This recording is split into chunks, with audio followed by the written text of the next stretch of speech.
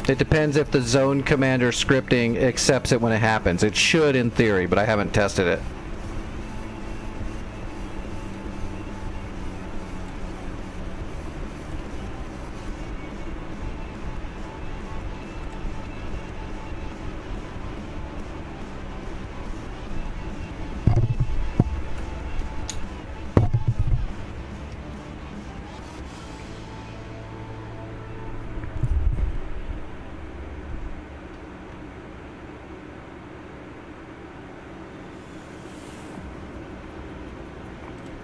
Iraq.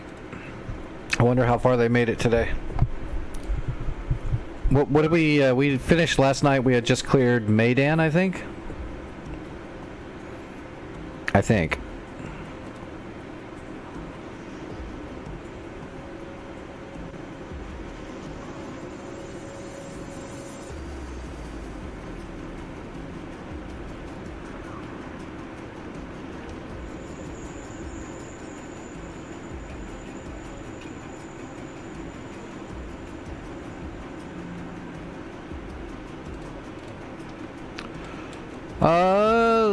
Yeah, that looks... Oh, no, they got some land back? Wait, didn't we clear out? Didn't we clear this one out? They must have got it back. And they've got a... Oh, God, they've got a chapped Tor gauntlet.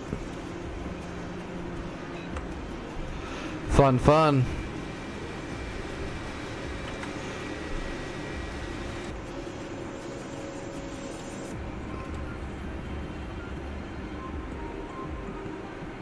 I have no idea. I don't even know who's on the server right now. Let me get in here and see. Oh, where do we want to come from? Kirkuk or Soleimani? Soleimani. As long as they've got a warehouse. We'll have to check that too.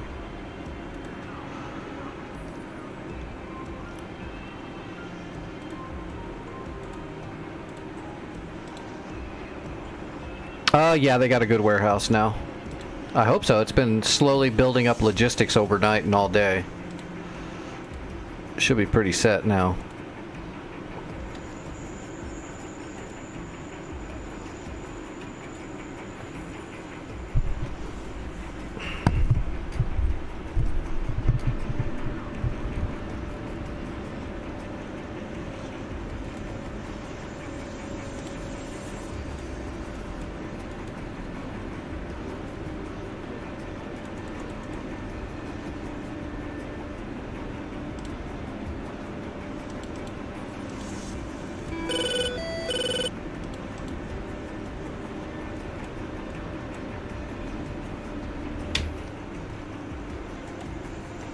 We gotta drive around. And we're looking at number 20. And there's some H-6J bombers in the area with some Fulcrums. Fun, fun.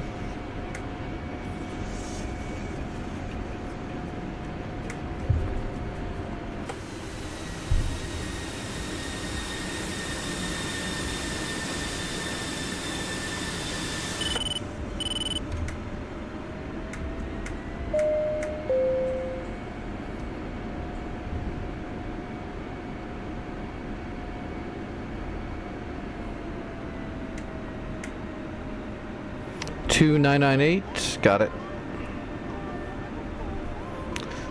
It's weird, the ATIS will give you your altimeter reading, your QNE or QFE, depending, and some jets it'll have it, and other jets it'll be on something different and you have to change it. It's kind of weird that it's not universal.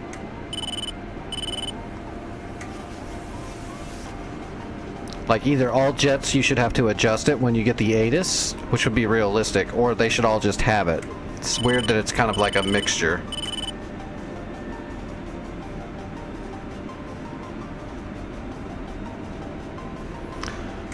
Alright, that enemy Tor Gauntlet is a chapped M2 version, so we're gonna have to do the high velo, high angle shot to have a good shot at killing it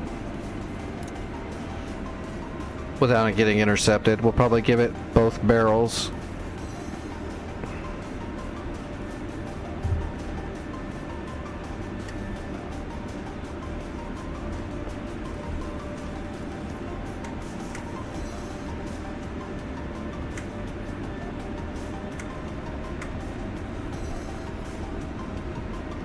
A lot of activity over there.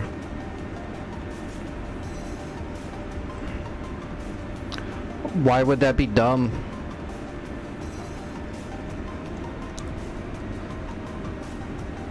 If you want to get an F5, you should get an... You mean the MiG-28? If you want it, you should get it.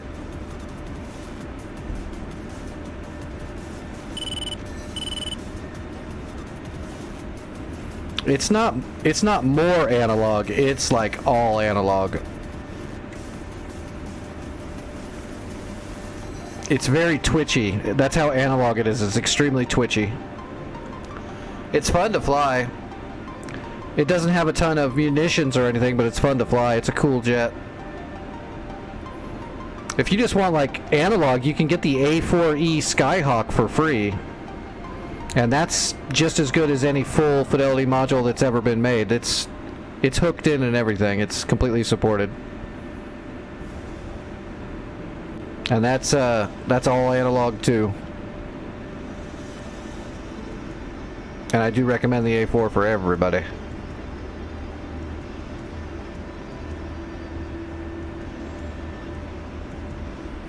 Yeah, F5s are cool.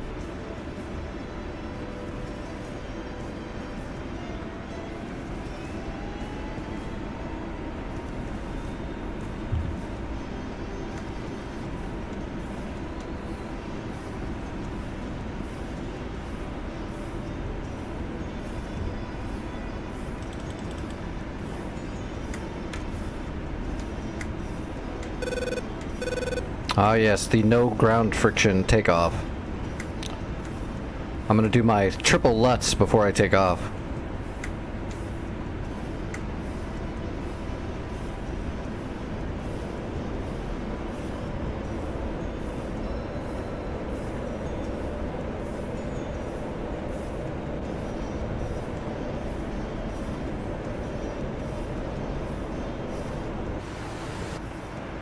Jack Blair.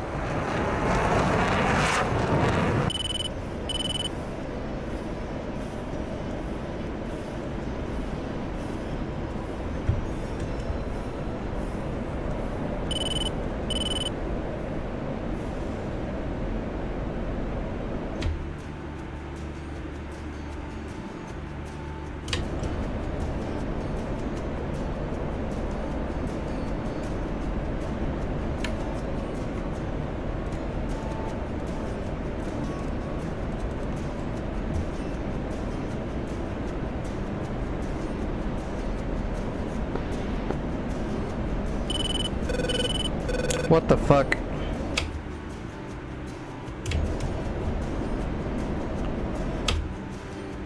I don't think that waypoint's proper.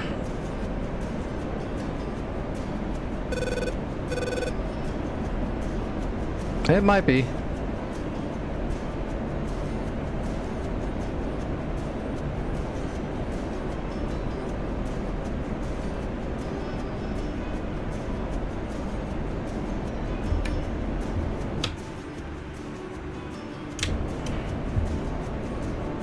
Well, there's those H-6J bombers right in front of me. I guess I could smoke a couple of those on the way through.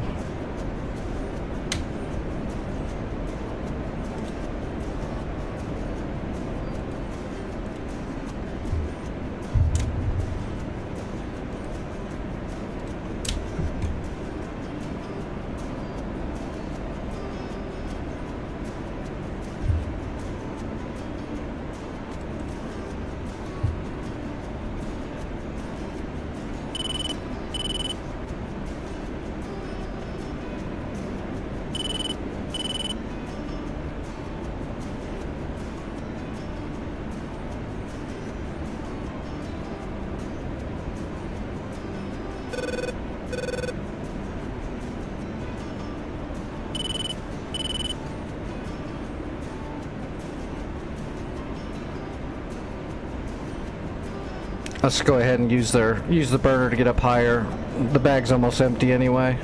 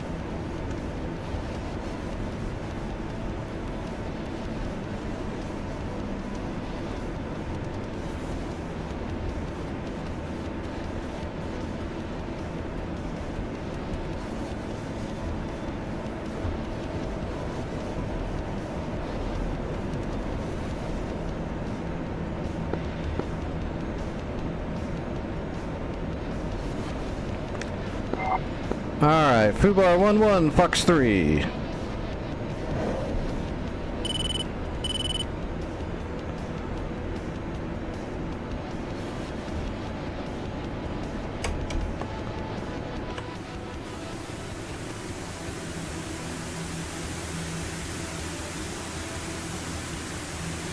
I could have a fire in engine 2. I did eat some chili.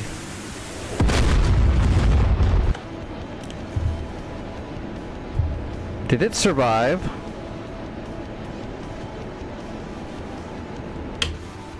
No.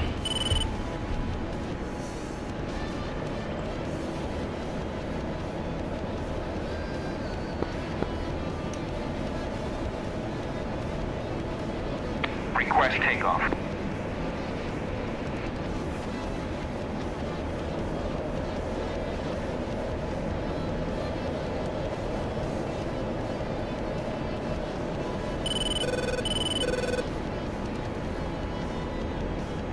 Fox 3. Alright, that should be both bombers.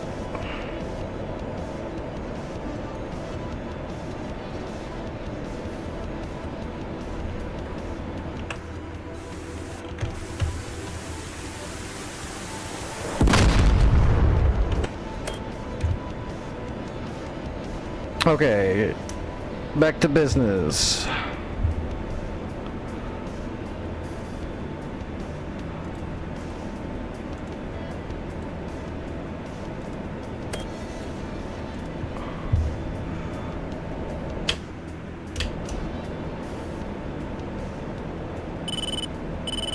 There's the gauntlet right there. We just need airspeed now.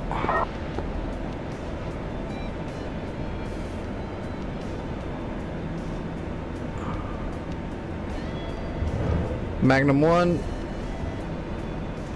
Magnum 2. Magnum 3. Magnum 4.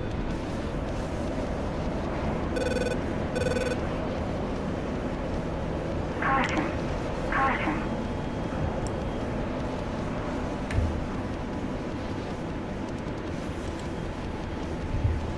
Switching to Cat 1.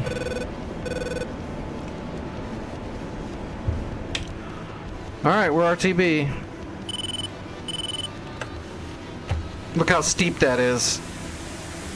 No chance.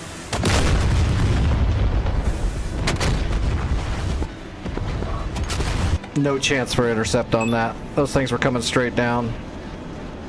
Okay, we need to land and then we need to grab a helicopter and we gotta go capture that place like ASAP. Let's RTB to Kirkuk. That's number 16.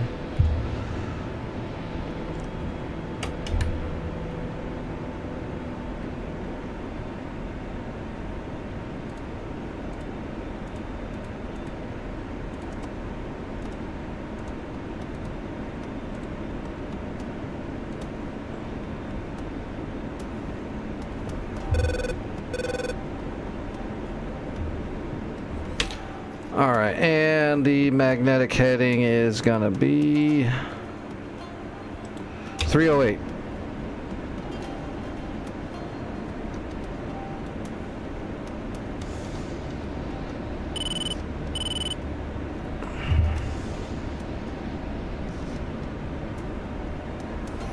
Alright, RTB. That's a good start. We got 2 bombers and we took out the Tor Gauntlet and neutralized the point. It's actually a lot. How far of a flight from Maydan is that? We're gonna have to grab a Chinook and just like go. It's not that far. It's like 30 miles. It's not bad. How much fuel do we got? Can we burn? We can burn. Let's go. We're gonna get home quicker.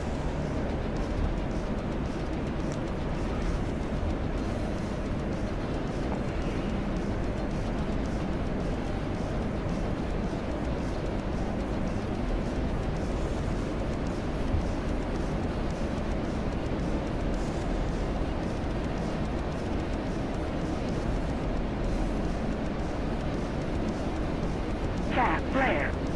Cap flare. Cap flare.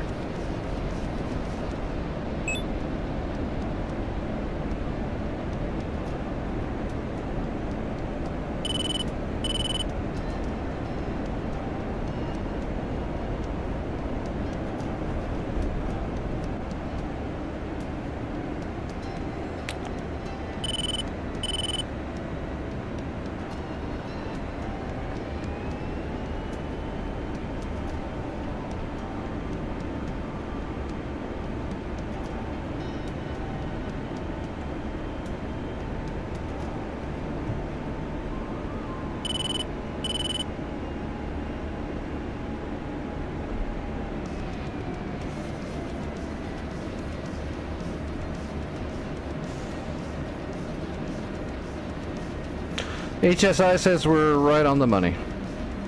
That looks pretty good.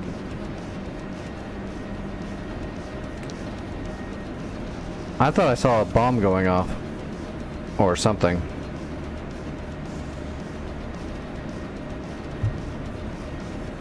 Oh, that's a beacon light. It must be a helicopter. Yeah, there's a Chinook. Oh, is it going for Sequoia? That would be good. Air brakes out. Yeah, thank you, Supreme. Yeah, let Supreme send you a link to it. It's the only third-party module that it's like basically a real module. Like completely plugged in, hooked into the back end of Eagle Dynamics, fully supported. It's good stuff. Plus, it's a scooter, man. If you're into old analog, historically awesome jets, you can't beat a scooter.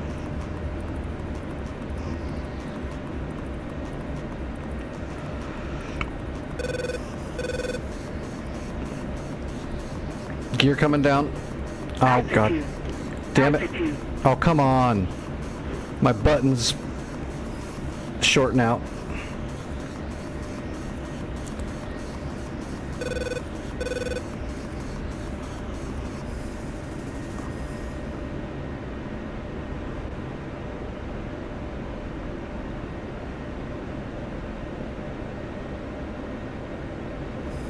Yeah, it's third party, but it's really not. It's really a full-fledged module.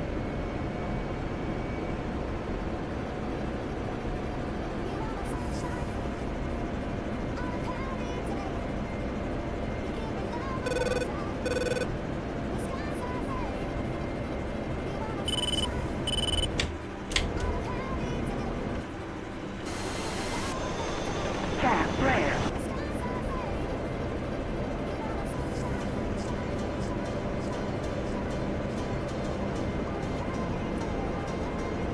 Alright, on speed, on time.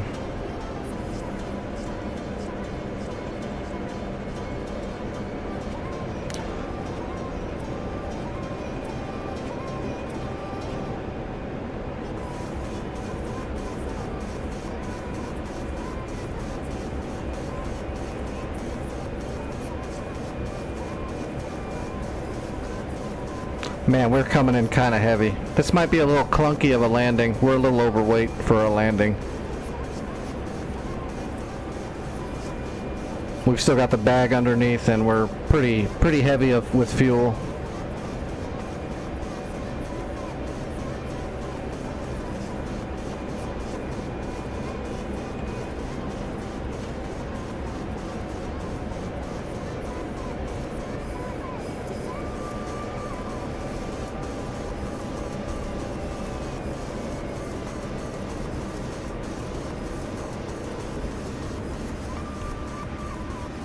Have to set her down nice and soft. With all that extra weight.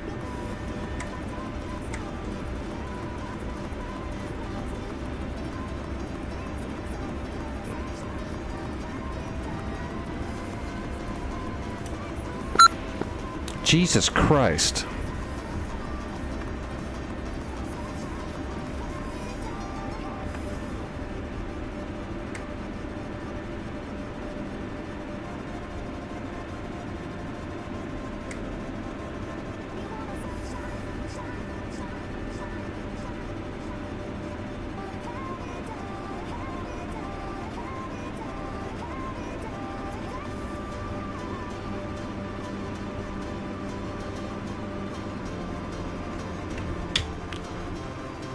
Yeah, that's where he's headed.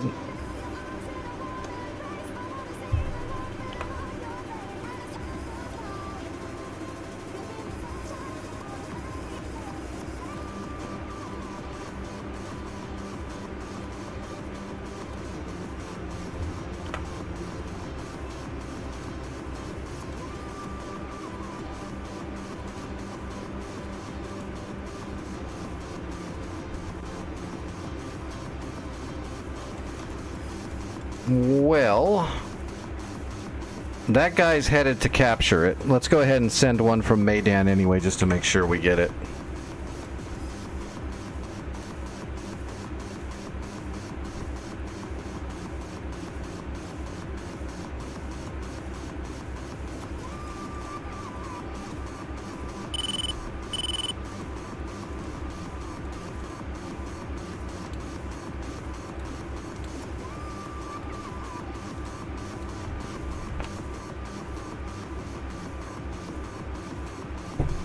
Detect 5 o'clock. Searching. Sam. 12 o'clock. Searching. No, I don't have the Black Hawk anymore. I uninstalled it. I've got every other helicopter. I don't have any of the third-party helicopters.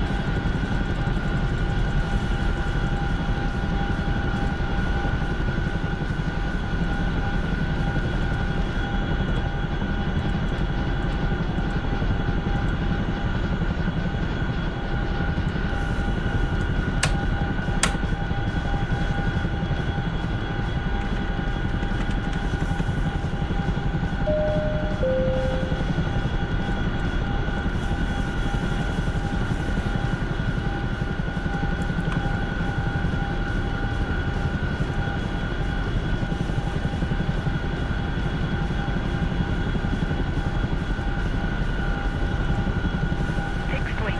5 o'clock. Searching.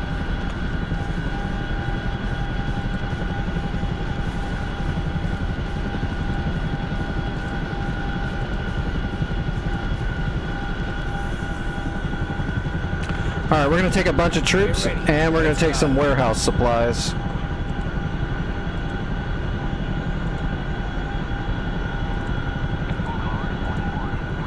So we can use the troops to capture and tear it up, and then we'll use the supplies to put some stuff in the warehouse so we can start loading up stuff right then and there. That should work.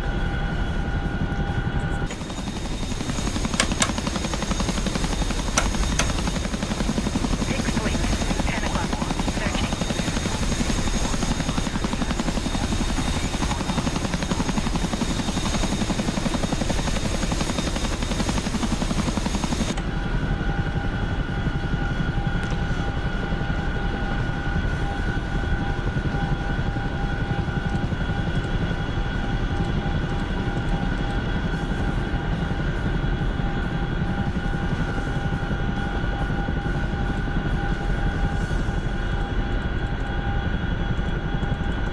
When did the radio break? It won't let me change my radios anymore.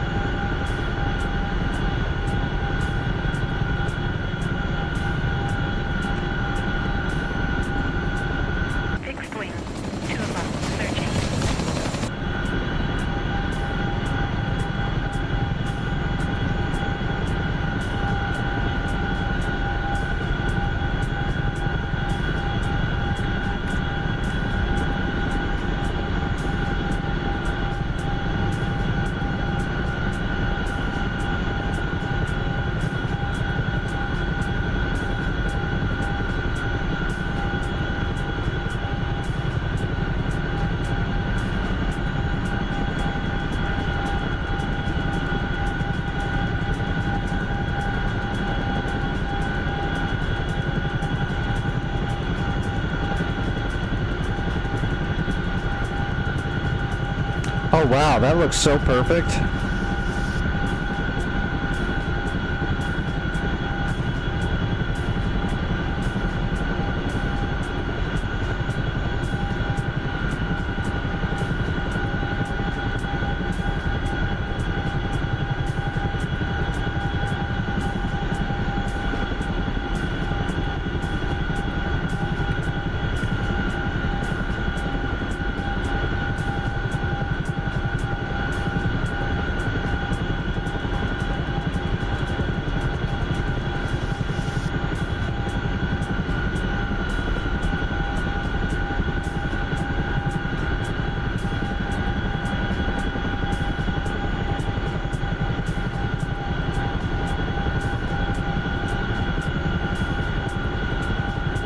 All that scrub brush actually looks just right, to be honest.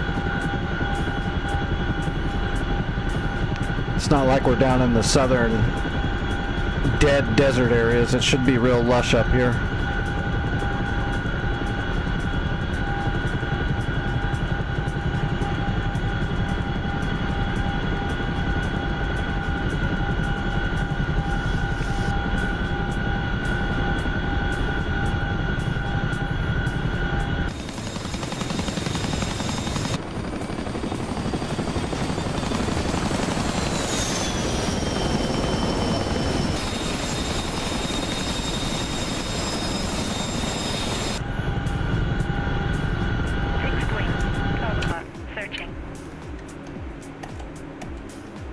Alright.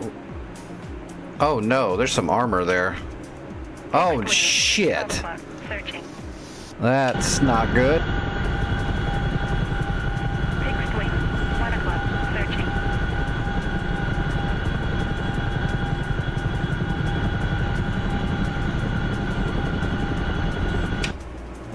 What do we got going on here?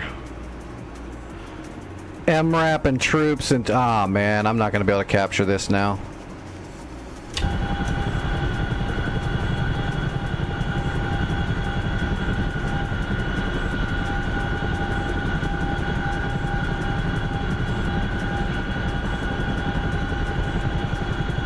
Well, we'll keep heading that way and see what happens. Worst case scenario, we drop off all of our troops and then try to circle around with our door gunner and see what we can do.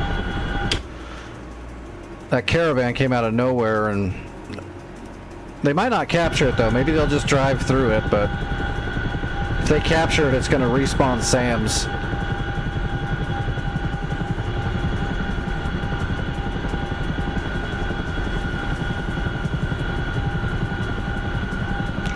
Oh man, I am burning up. Yep, they captured it. They recaptured it, and they set up a new Tor Gauntlet again, another M2. I need a SEAD strike on a gauntlet.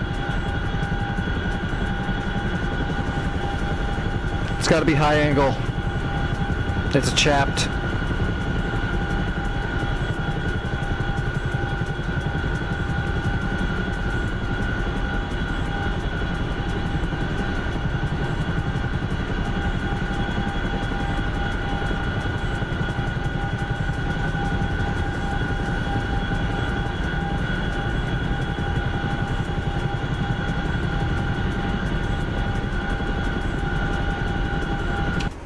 I'll hold short on the outskirts. That way, when it gets killed and goes neutral, I can capture it very quickly.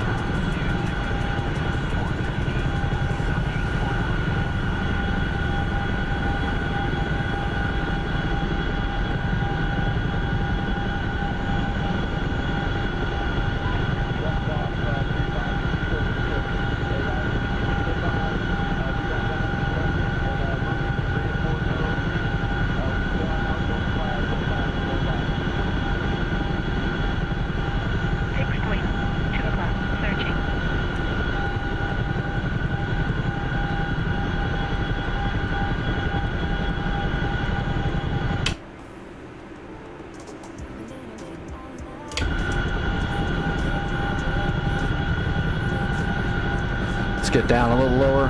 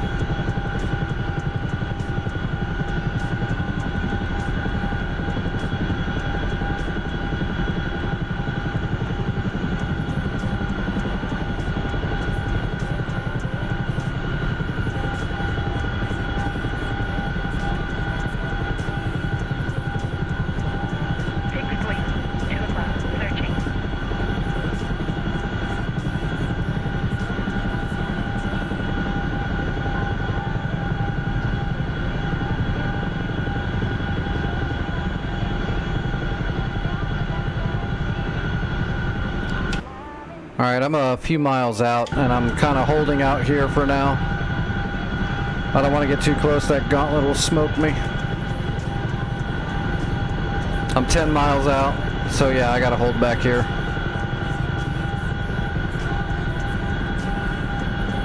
Fixed wing, 5 o'clock, searching. Fixed wing, 12 o'clock, searching.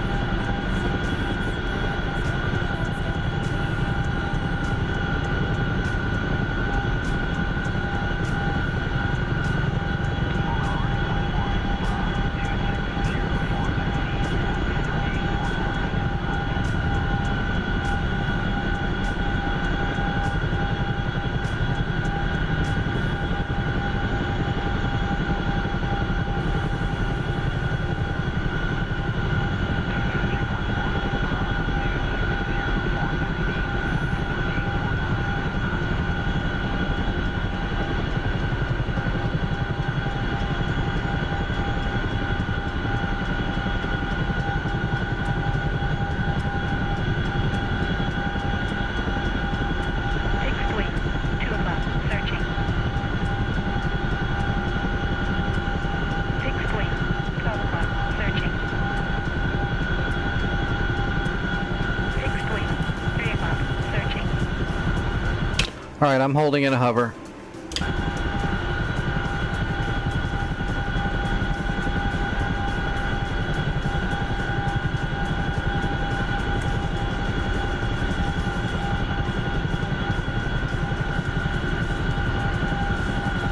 SA-15, 1 o'clock, searching.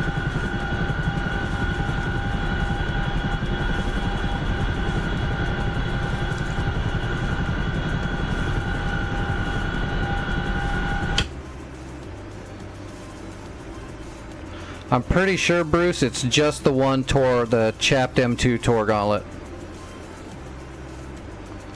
Fixed wing, 4 o'clock, searching. As long as the harm is coming in real hot and at a high angle, it should be successful.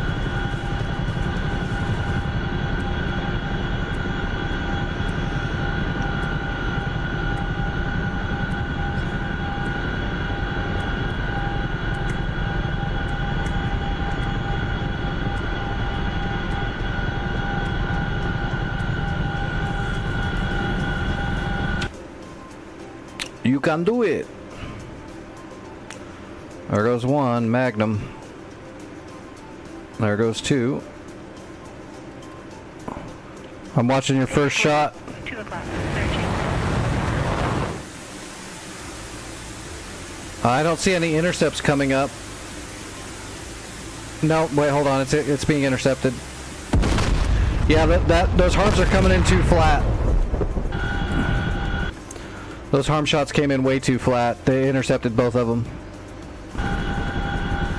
Whoa, and I'm sliding backwards.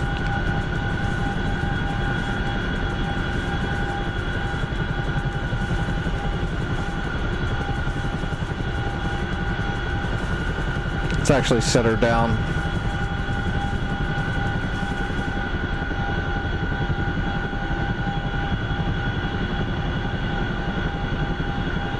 Fixed wing, 3 o'clock, searching.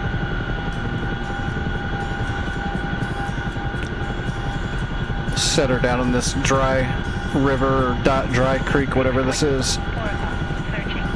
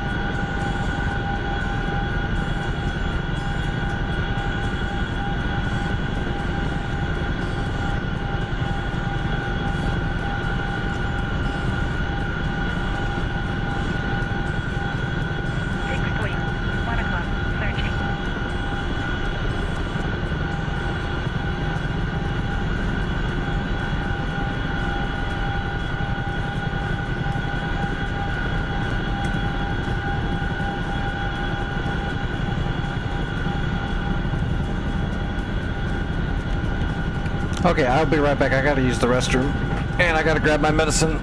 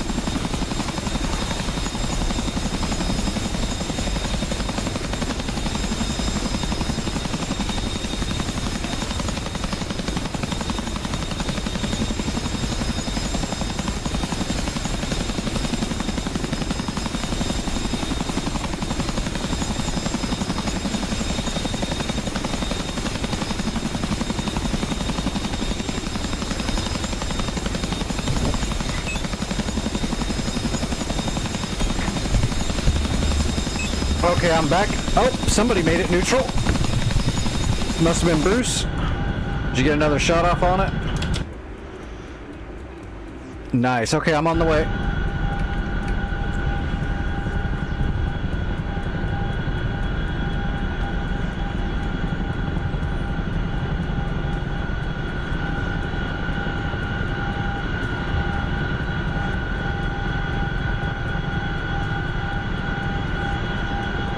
Fixed wing, 12 o'clock, searching.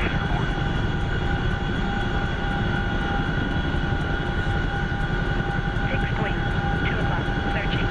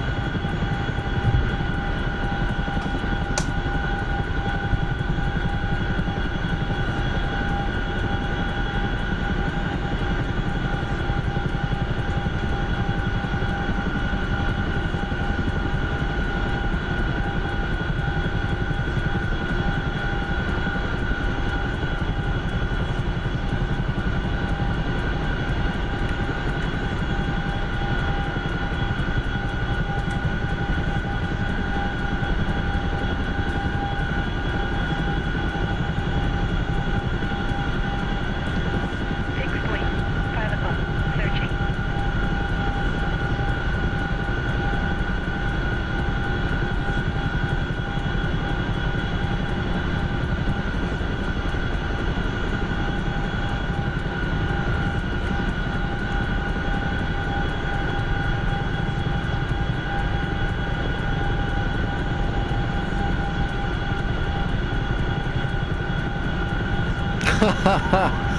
Well, that's a good one to accidentally buy.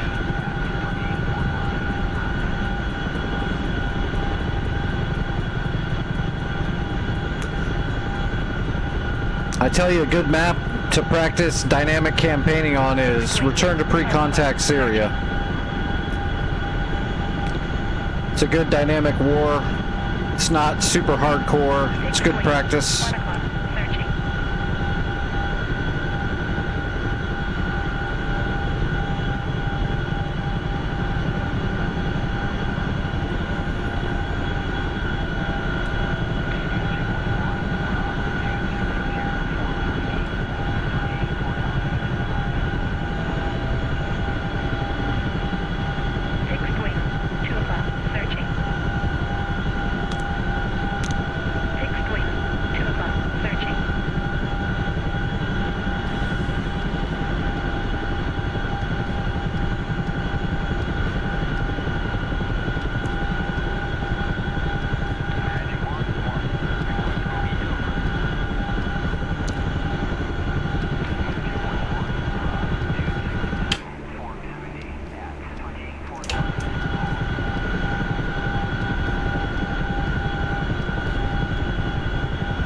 I don't see the FARP.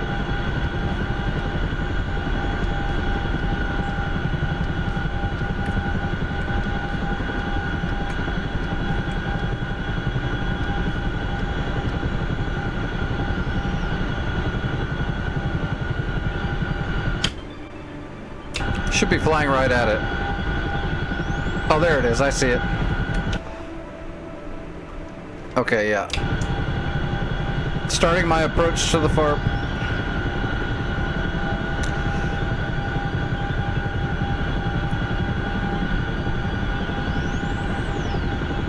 I'm gonna land to the side of the FARP because I'm gonna drop off troops.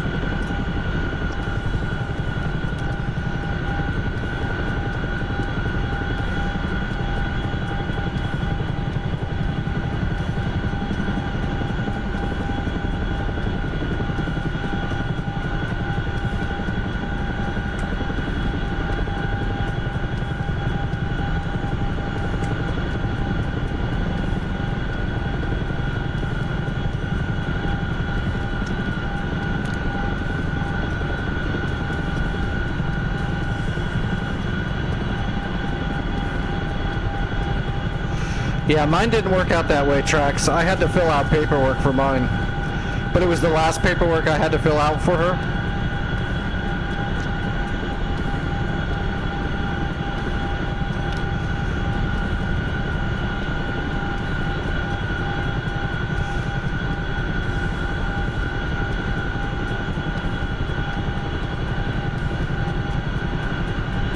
The only World War II map you need is Normandy 2.0. You don't need anything else.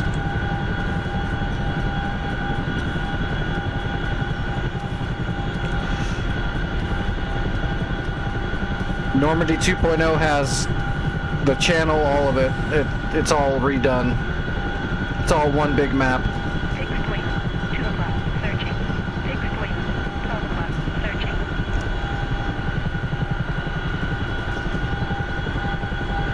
That's all you need then.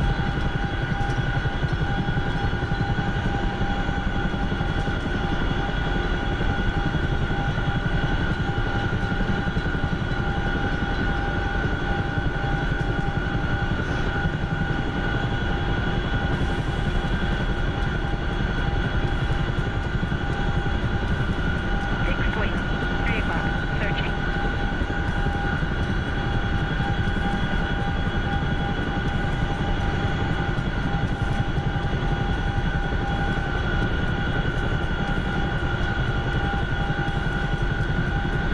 Fixed wing, 3 o'clock, searching.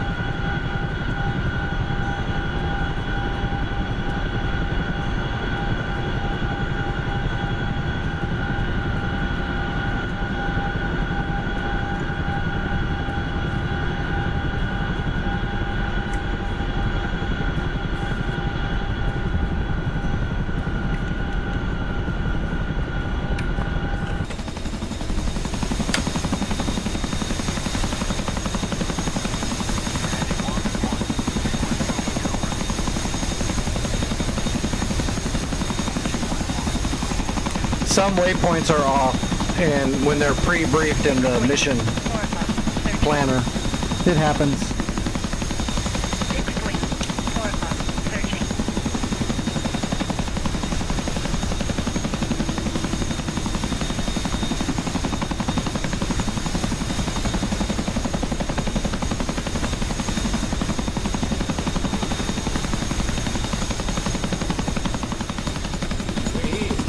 Let's get off the stick.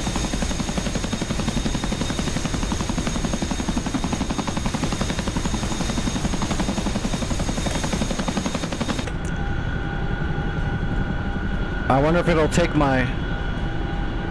I wonder if it'll accept my cargo here. Should.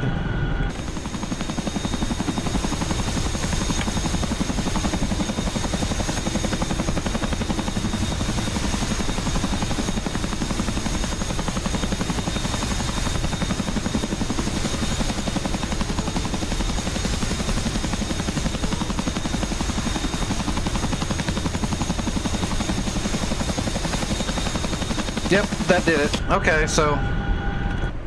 Alright, we captured Cirquala, and we tiered it up to the max it can be, and we added some munitions. Just off 35, Chosen 6.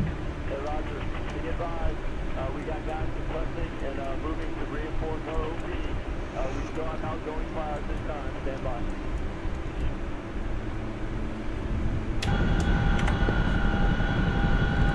Rifle.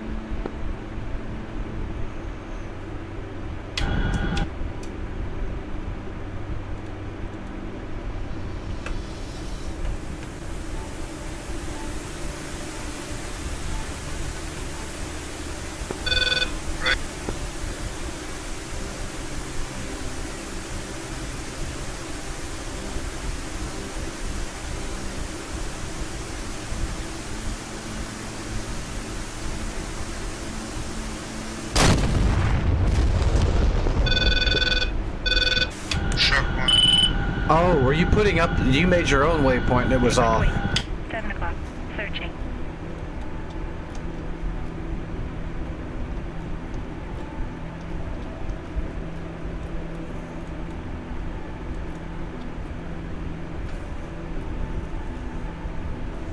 Probably had to CV it out and then re-rotate to it if it was way off like that. If it put you like if you put your targeting pod way up in space, probably need to reset the CV. Fixed wing. 4 o'clock. Searching. All right, where am I? Sara, right there. Sarquala.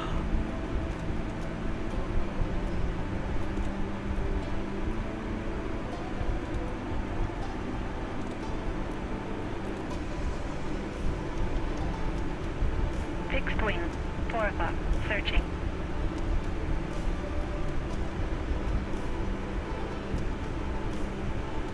Fixed wing. 2 o'clock. Searching. Whew, I am just burning up.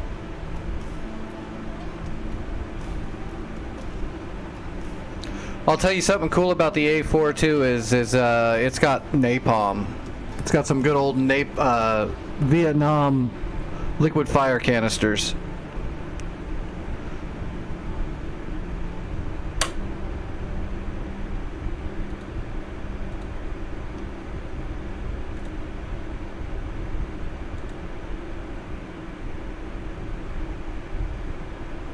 But if the server's got to be running the explosive patch for it to work right. But if it is, like, I have the explosive patch on my practice map, so you can drop napalm in the practice map and it'll give you all the goodies.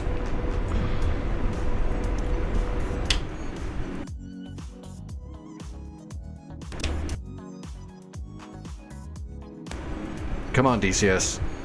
Chug a lug.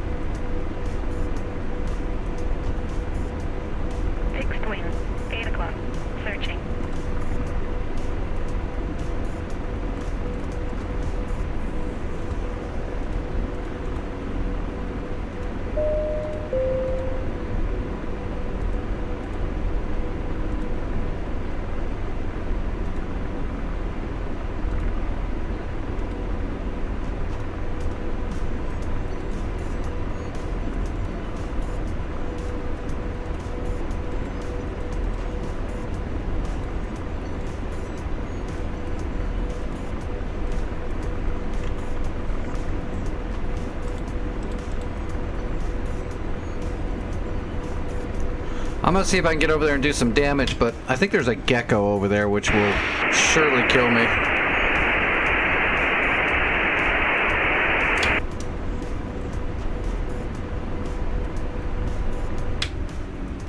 Yeah, there is a gecko over there. Oh god, there's a havoc coming too. That's a bummer.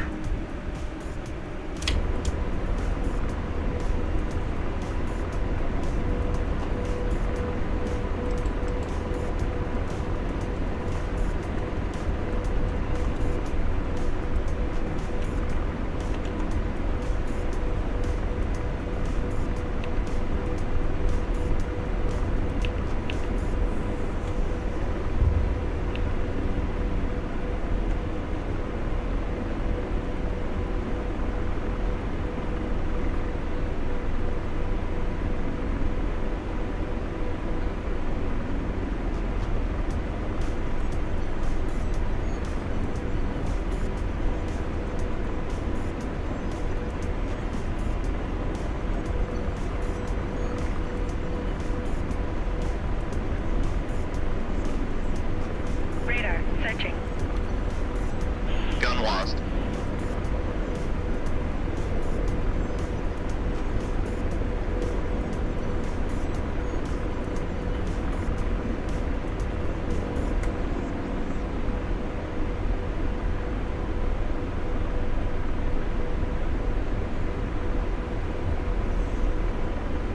Oh, I was just saying that, like, on my practice map where I do my warm-ups and stuff, I'm running the updated, upgraded explosive effects, so the napalm actually works.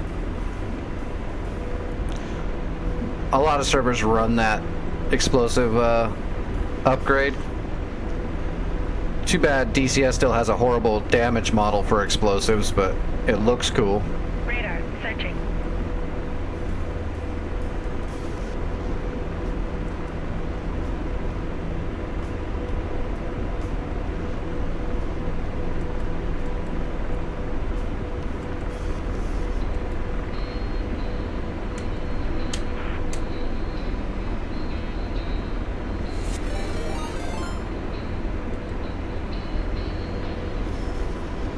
Alright, C-scopes up. Unfortunately, I might get blown up as soon as I get anywhere near that place because of the gecko, but we'll give it a shot. We'll go by and kill that outpost too and finish that off. Hey Dark Horse, what's going on, buddy? How was your flights tonight?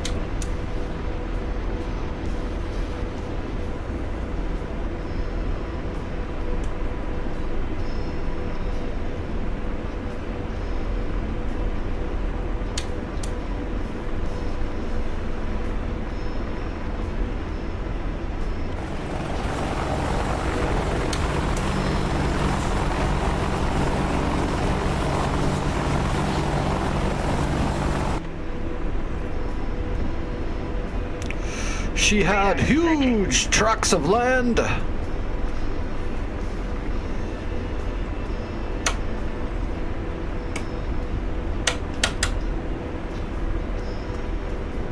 Where's this outpost?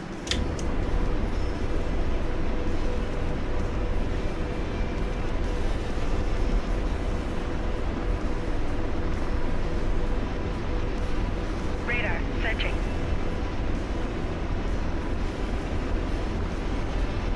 Nice, nice.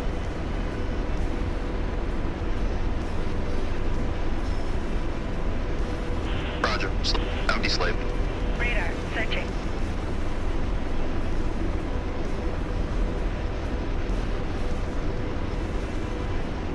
Laser on.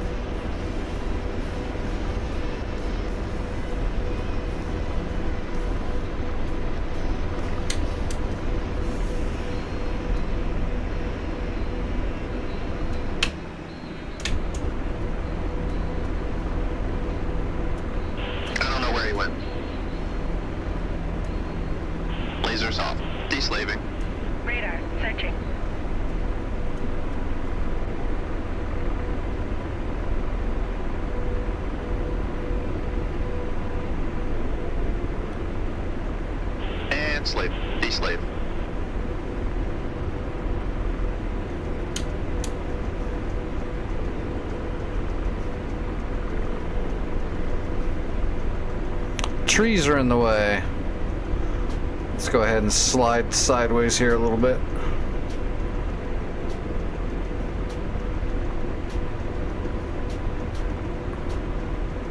There's that smoke right there is a technical hiding in a bush. We need to get a visual on that technical so he doesn't shoot us in the face.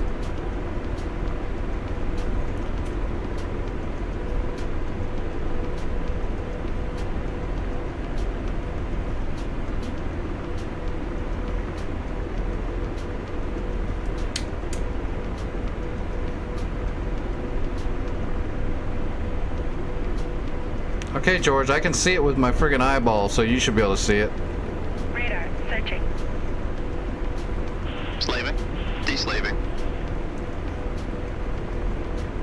Blazing. Negative, that's too far. And we've got a good lock. Radar, searching. Rifle. Radar, searching. Rifle.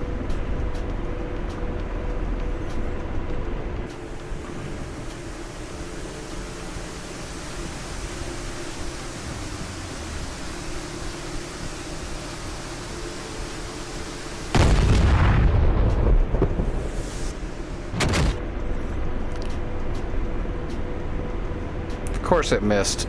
Stupid Doppler. Alright, George, you're gonna have to hit him with the gun.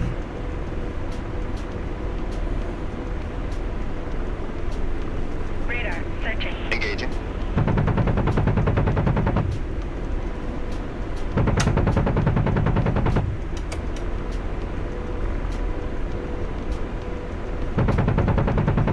Radar, searching. Radar, searching. Blaze. Target destroyed. And slave. Now deslaved. Radar, Got it? Okay. searching. It's all cleared out. Copy. Ceasefire. Alright, moving on to the next spot. Radar, searching. Radar, searching. The Heat Blur's Cold War server. That server's awesome, by the way. I need to fly there more. The only thing that slows me down is last time I was flying on like Enigmas, I kept getting stream sniped. Radar, searching. So there was some dudes that were spying on the stream to find out where I was all the time. It was kind of annoying.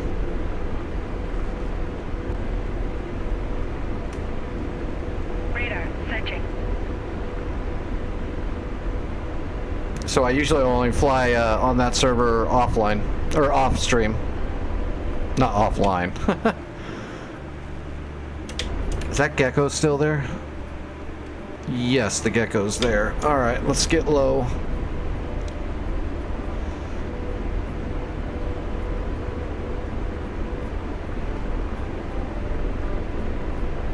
Radar, searching.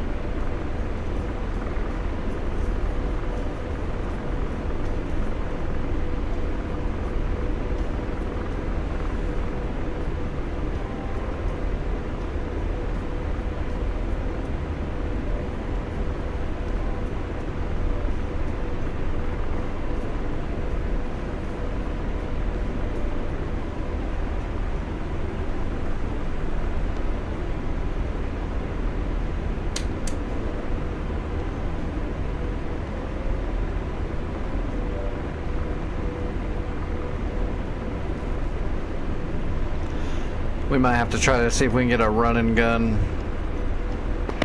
Working on Gecko. Radar, searching.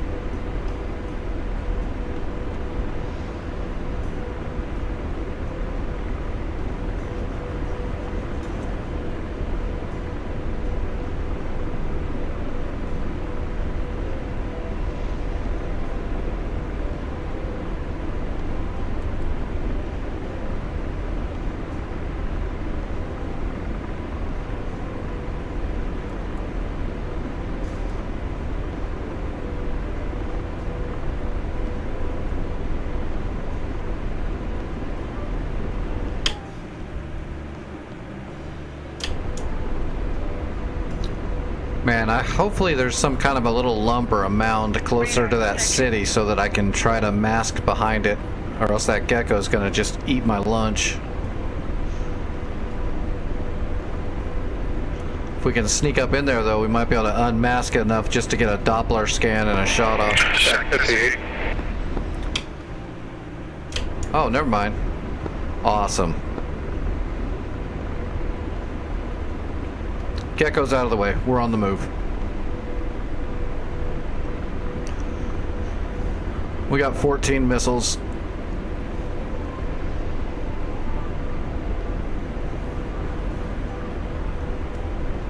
We should be able to kill a decent amount of stuff up in there.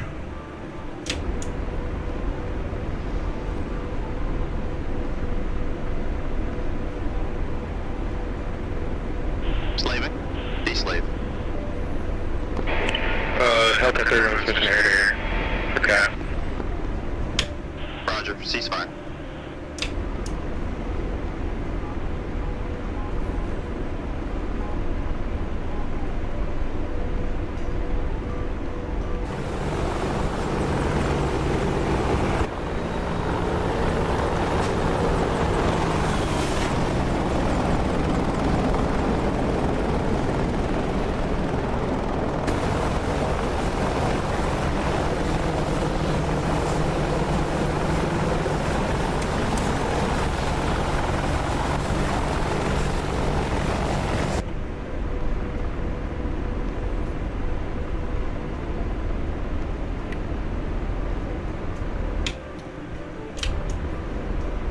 $15 kilometers. Slaving. Now deslaved.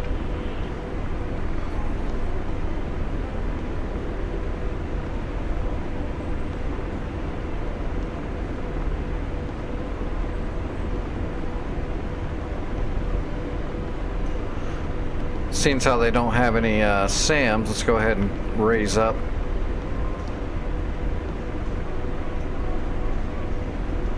Although there's probably a man pad down there somewhere, but okay, I see tally smoke. Radar searching. Slaving. Deslave.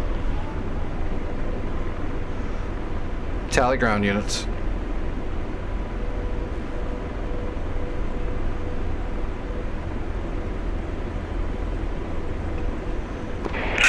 Fox 30, not 21. Oh, he's engaging a fish bed, huh? Oh yeah. Radar searching. Radar searching. That should be a non-issue.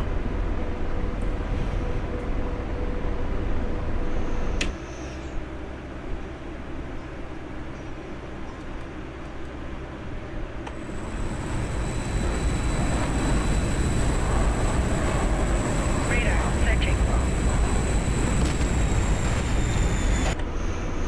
Good kill. Hello, Ada. Again.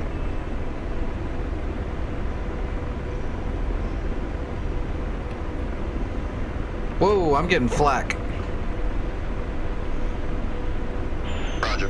Deslave. Roger. Deslave. Slaving. Deslaving. Shit on me.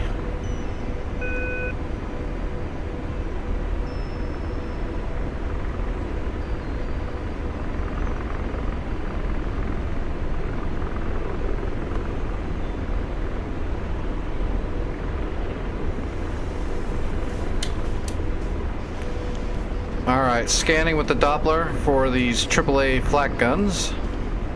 Can't see them yet.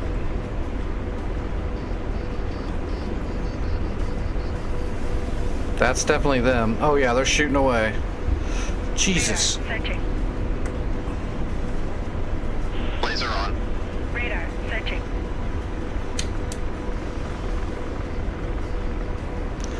So we've got the TDAC locked onto them, so now we're using that as the basis for our Doppler scan.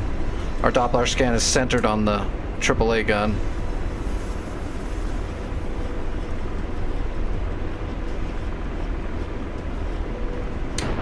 Jesus.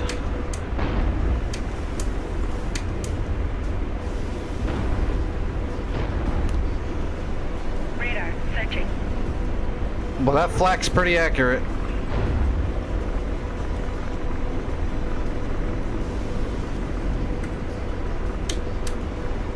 In range. Ready to fire.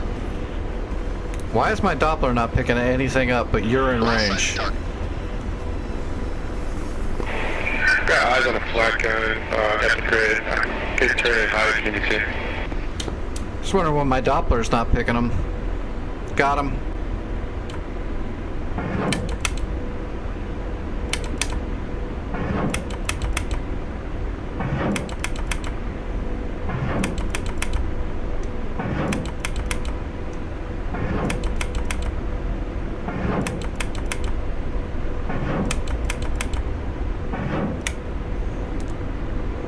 Rifle a lot. I am defensive.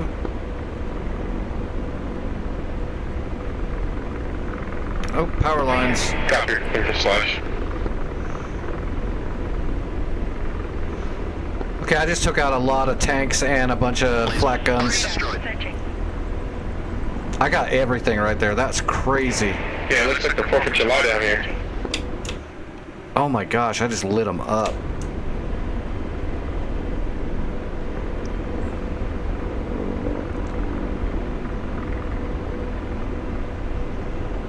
Slaving. Deslave.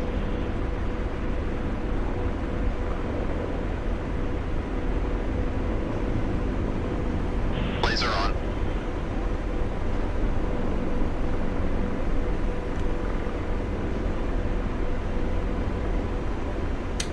Alright, we got the TDAC on a Terminator. We need to get a radar lock on him now.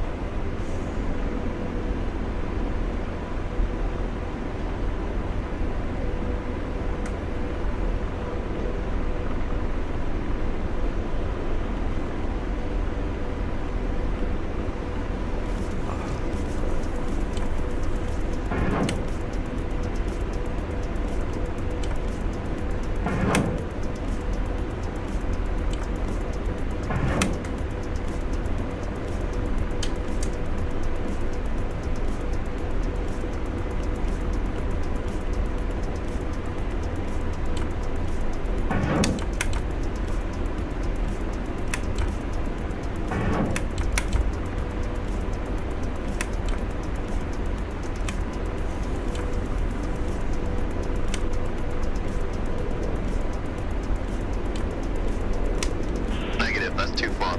Radar. Searching. In range. Ready to fire. Engaging.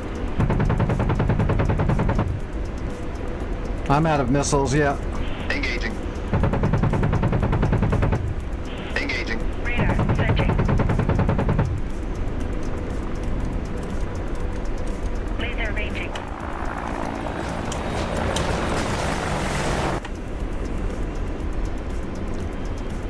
Okay, I exhausted all my Hellfires, but I got a lot of damage done down here. Okay, Tackle.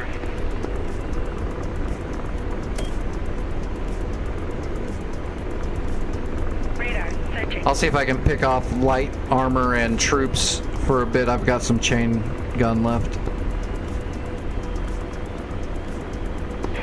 Roger. Hellcat 31 is gonna go turn to its candid and go take out this curve.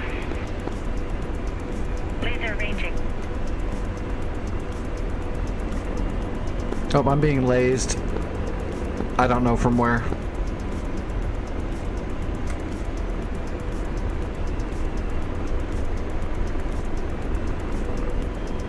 Lit. In range. Ready to fire. Dominic Mother is off. Searching. Radar. Searching.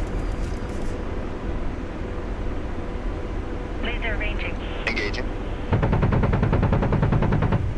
Engaging. Roger. Engaging.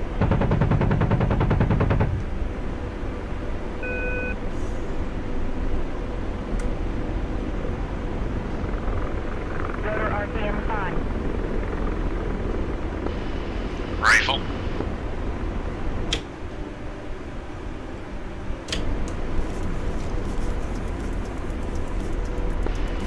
Rifle. Times 2.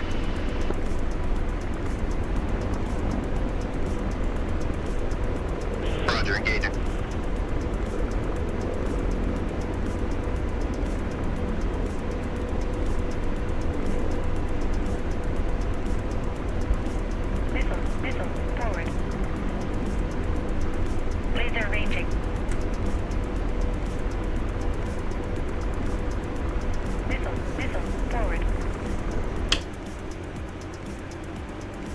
There's still a lot of stuff in here.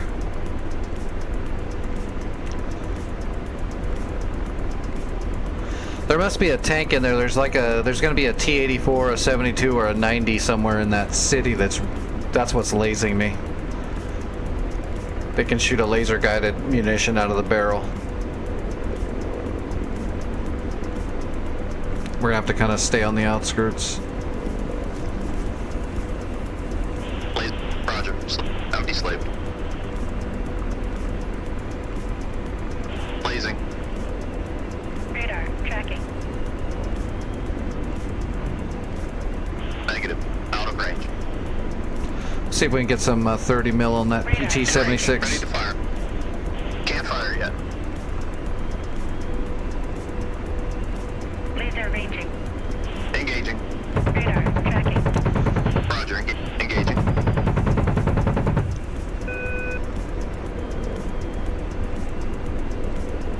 Laser ranging. Radar searching. Radar searching. Radar tracking. Lost sight of target. Radar searching. Radar tracking. Radar searching. Radar searching.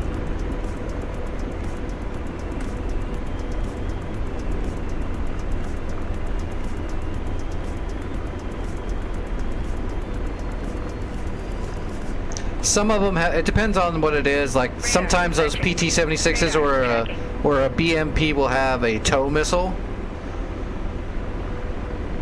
and some of the tanks will have laser guided munitions they can fire. Radar searching. Radar searching. Lasers off. Roger. Deslaving. Radar searching.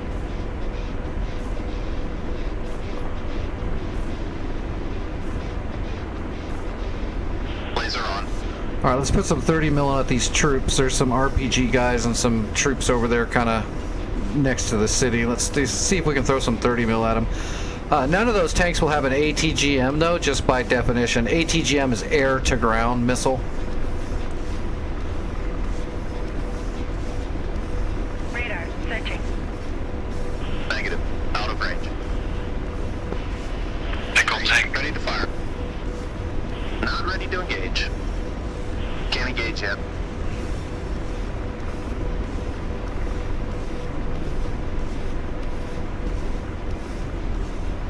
Engaging. Firing. Engaging. Firing.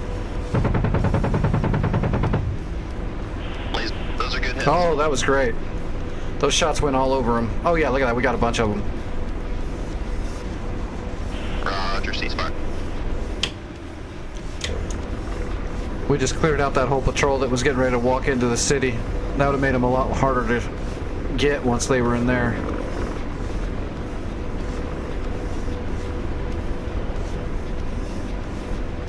Yeah, I like the Iraq map a lot so far.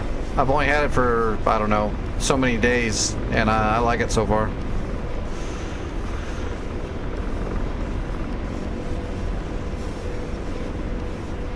And slaving. Deslaving. Radar Laser on. searching. Oh, is that PT-76 in the city? It is. It's driving through the city right now. Roger, engaging. Time to spit some 30 mil in there. Lost sight of target. Engaging. Inbound AAA truck. Can't engage yet. Laser. Good effects, good effects. Oh, we got him. And slave. Deslave. Pistol. Missile. Laser on. Right. Roger, engaging. Engaging. Firing. Laser. Good effects on target.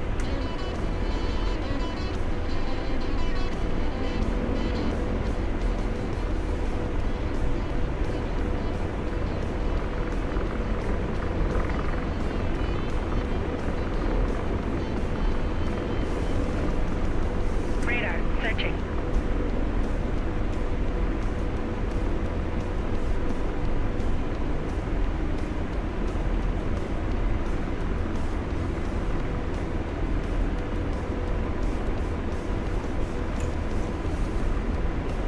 We got 800 rounds left.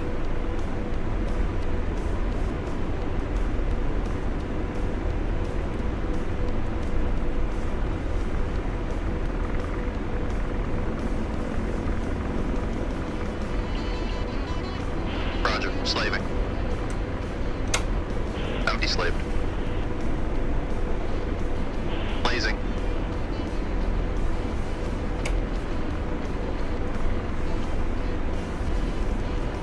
Negative. Out of range.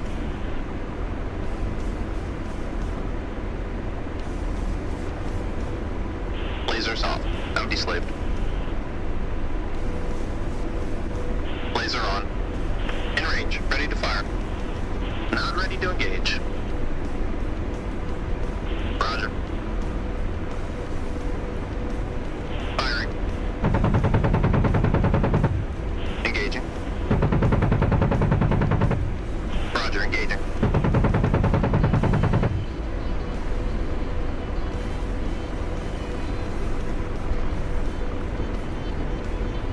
Blaze, good effects on target. Count it.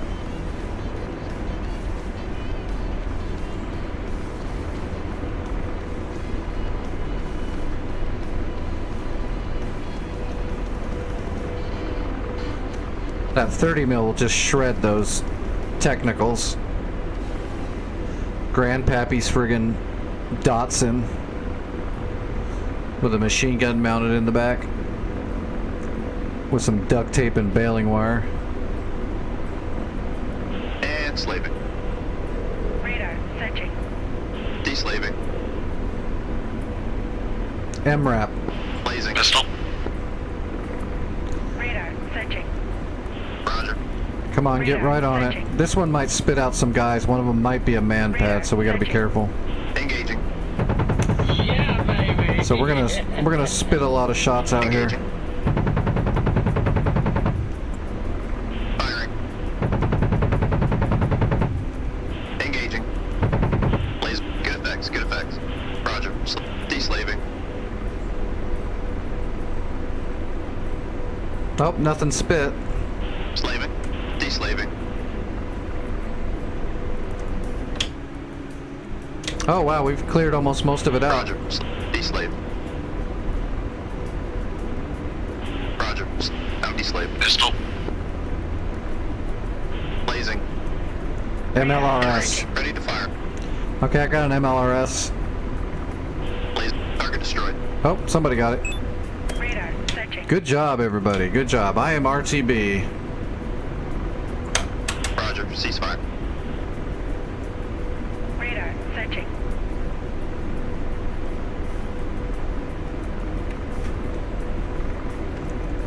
Now, if my George wasn't lame, he would be able to do this part for me, so I didn't have to do it myself.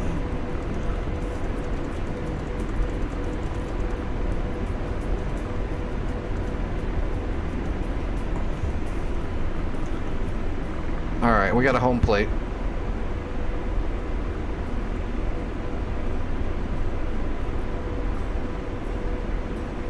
That was a damn good run.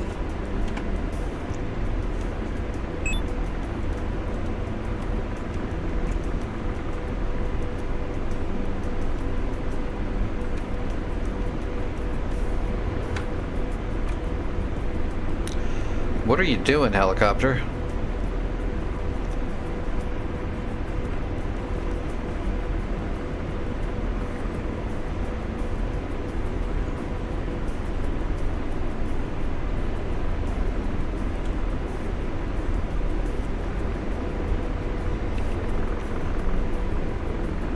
I gotta release my force trim for a second and redo it. We did a lot of maneuvering, so that's why it was acting wonky. My force trim's overlapping.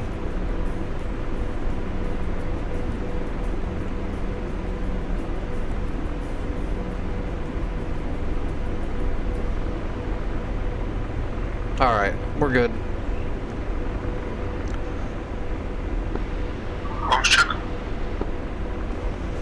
Good copy.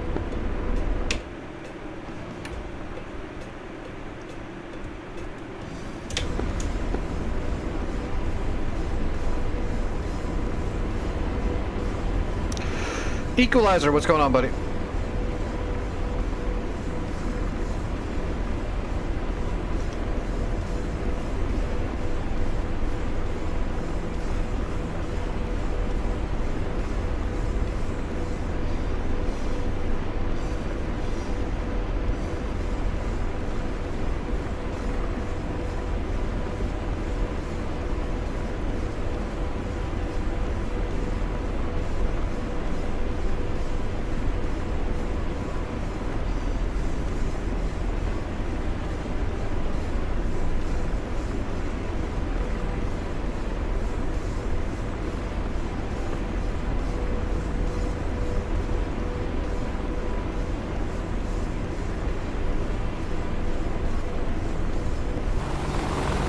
Radar searching.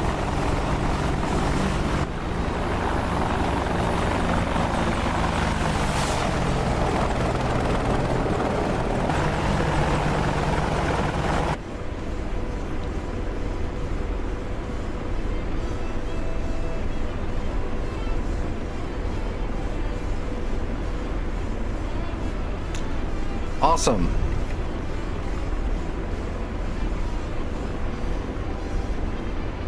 Did you get you some new equipment or something?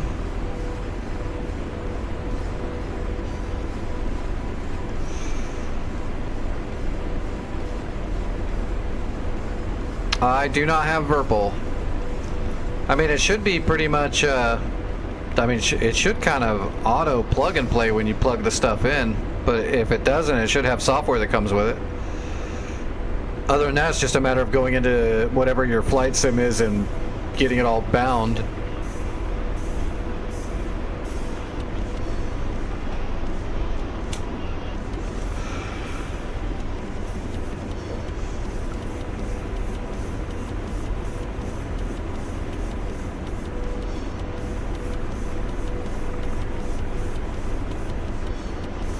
Radar searching.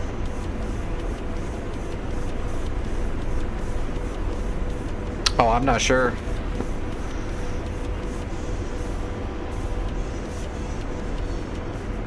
A lot of people that do like sim pits use a bunch of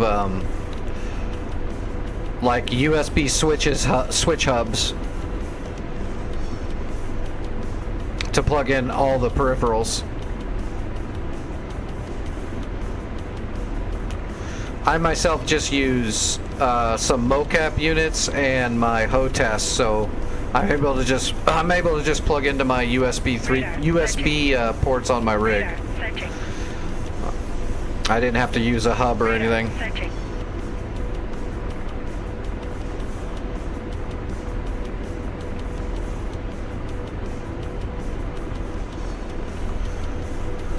Well, you'll either have enough ports on your PC or you'll have to get a USB hub.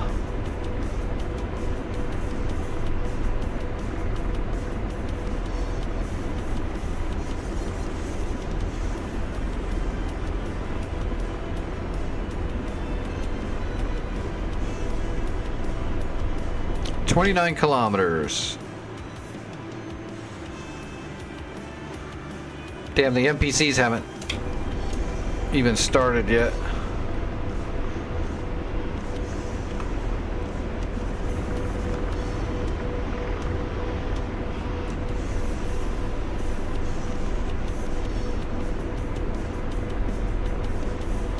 Radar searching.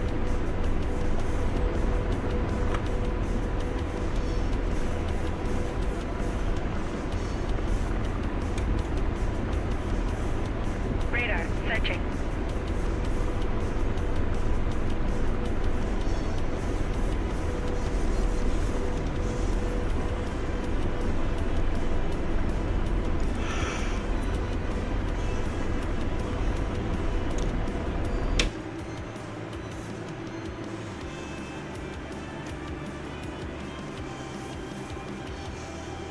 That Chinook's coming from Kirkuk, not Sarquala.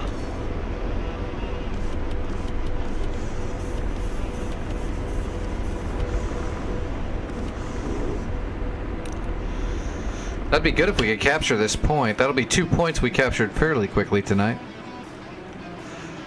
All Sara is going to be a rough one.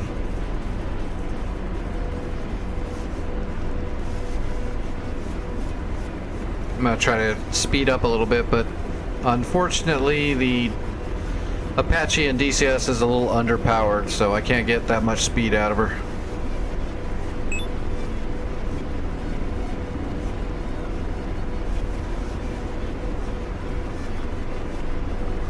Hey Gunner, what's going on, buddy?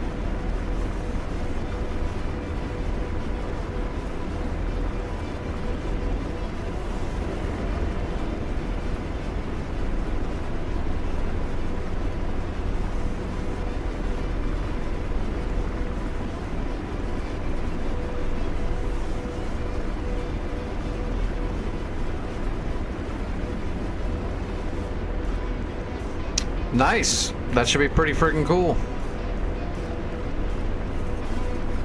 Radar searching.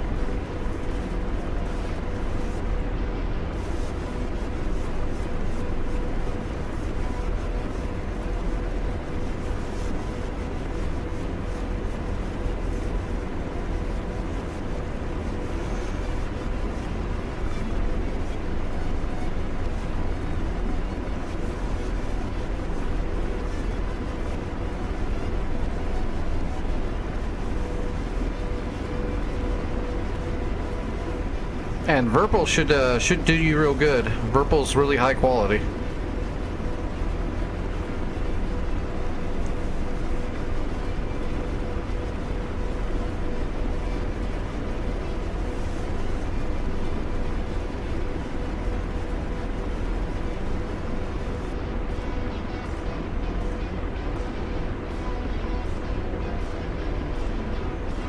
Is that Chinook airborne yet? Okay, it just now left. It's just now starting to move. Okay, the Chinook just left Kirkuk heading for Sarquala to capture, but it's gonna take a bit to get there.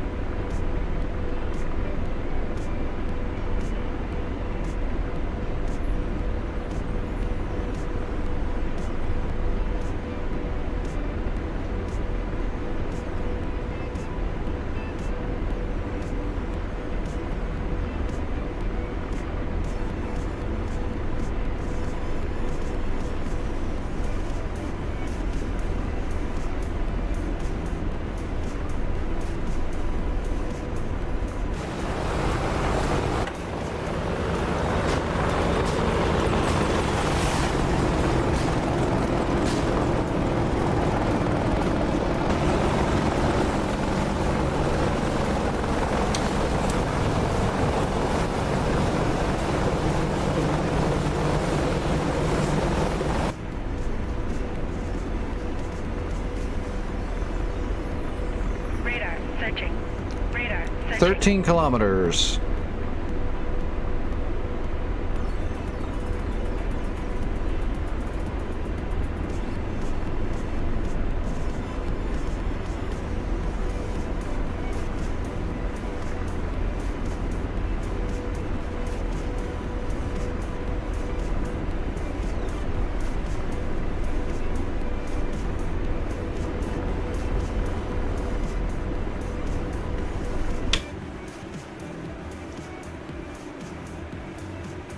Radar searching. Radar searching.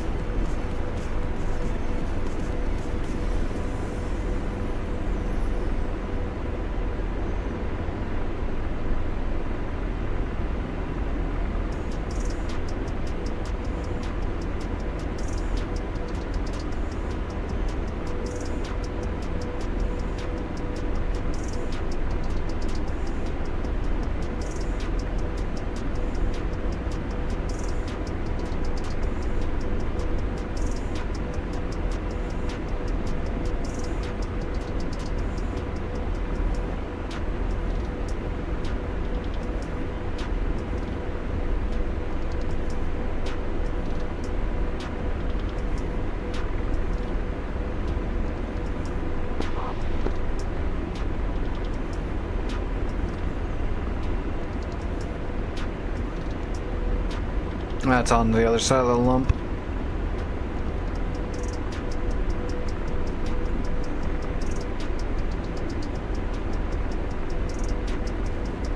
Radar searching.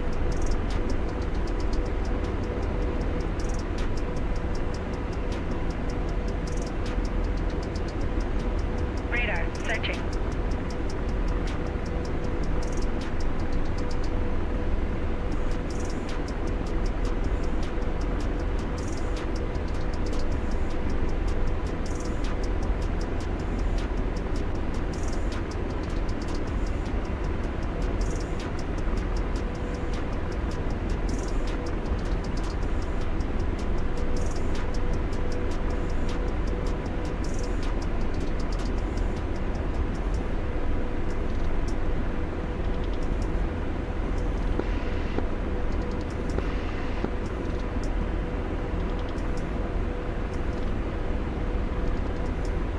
I think I saw the comm tower.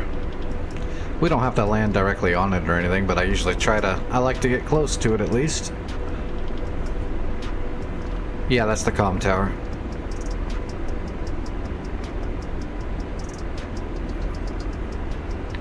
We'll come in on the right side here and swoop in. Radar searching.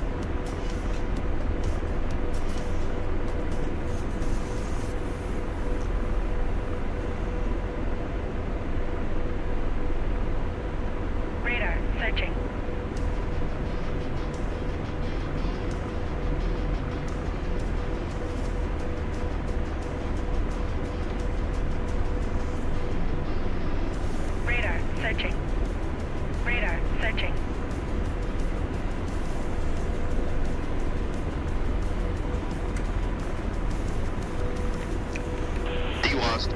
Oh, am I hanging off the back? I am. Oops. I made a boo-boo. Oh, look at that. 808 credits. Jesus, that's a good run. Let's readjust, though. We're kind of hanging off the back of the pad here. See if we can lift the tail up and slide forward just a little bit.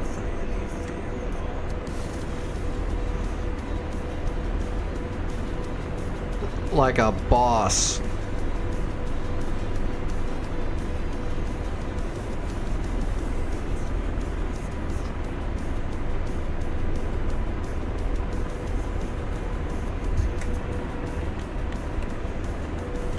Now we're on the pad.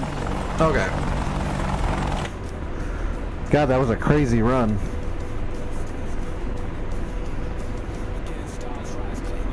And we didn't die. Always a bonus. Okay, that Chinook is about halfway there. He's got 17 miles to go. He should be fine to get there. There's nothing in the way.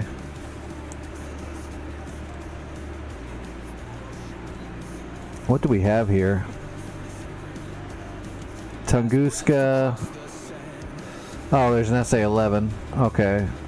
And some flak guns. Radar-guided flak guns. Tunguska. Shilkas. Terminator. SA-6 site. Okay. No Panseer, no Tor gauntlets. Just a SA-6 and an SA-11. That's actually pretty tame compared to what the other points have been. Alright, give me a second. I'll be right back. Oh.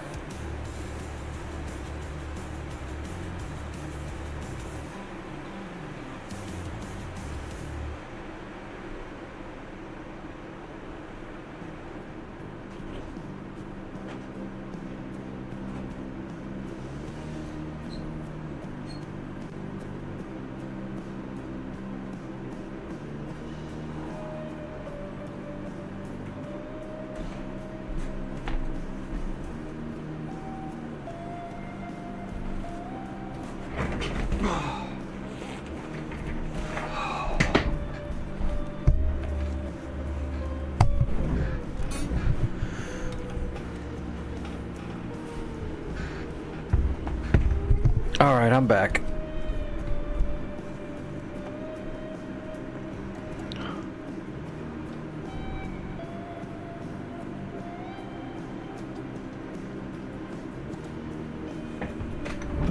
Oh crap.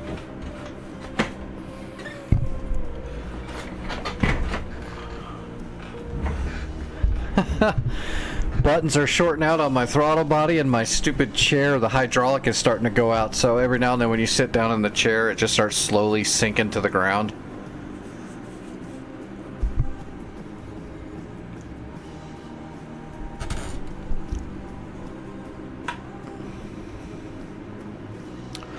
Oh, it looks like Celine's going straight for Sara in a Apache. That might be rough. SA-11s might be lighting you up before you even get close, unfortunately, but you might be able to sneak over there. Radar, searching. I guess let's see if we can pummel that SA-11 really quick. There's no intercepts in the way, though, so if there's no intercepts, that means we can do something spiffy, so we'll use Kara, because that's a warehouse. Let's do this. We're going to do a broach run on the SA-11.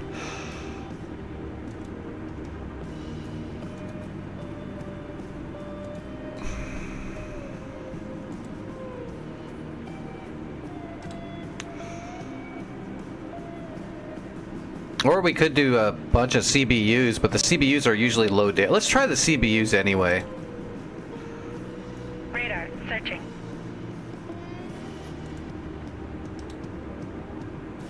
They're all we're just going to try to shack out as much of the SA-11 as we possibly can.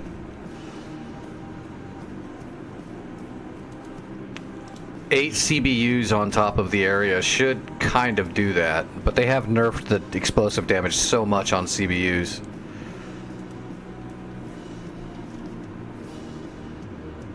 Oh god, yeah, we'll do it. We're gonna drop CBUs, JSOW CBUs with a Blue Angels. You bet. We'll just do a couple of we'll just do some acrobatics after we shoot the shots.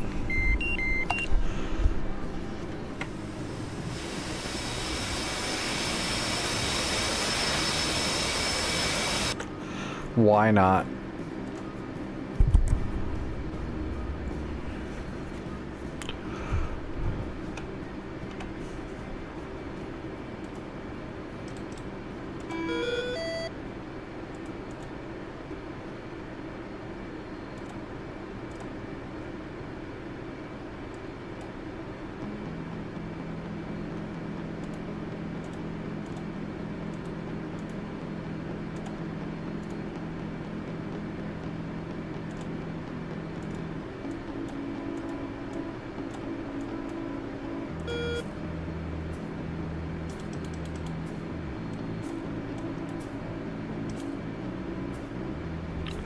Alright, we need to pull a GPS coordinate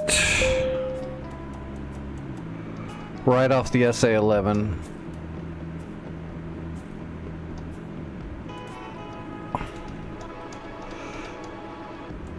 We'll set that up. We need to do this quick too before that Apache gets in range and gets shot up. So let's just do it this way. We'll go HSI. Let's go ahead and grab a Mark Point 9. Data, precise, UFC. Alright, 3445. Oops. North, 3445. Enter 3900. And east, 4336. And 3055. Elevation in feet is going to be 303.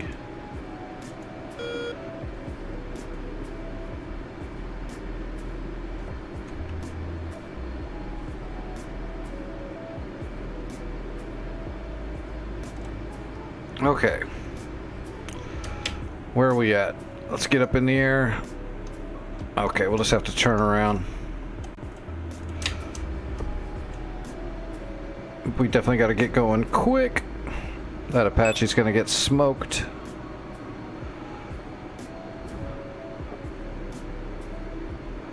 Yep, hello, we're on YouTube. I'm sorry about whatever you're spamming over there, but I don't know that language, so I don't know what you're saying, unfortunately. But you don't have to spam the same message over and over again.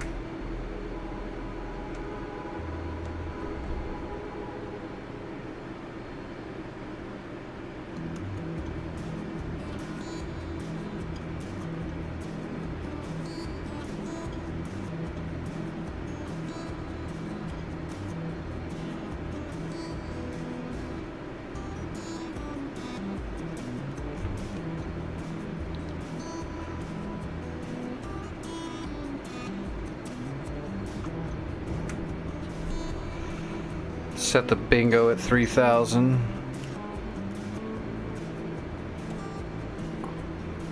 And rolling start, let's just hit it.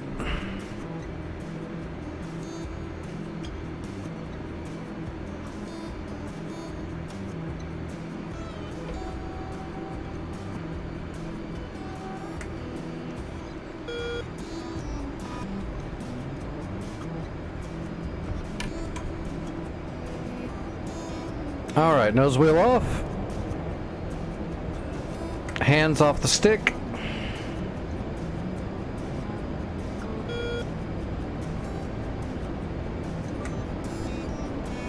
Gear coming up. And we've got control.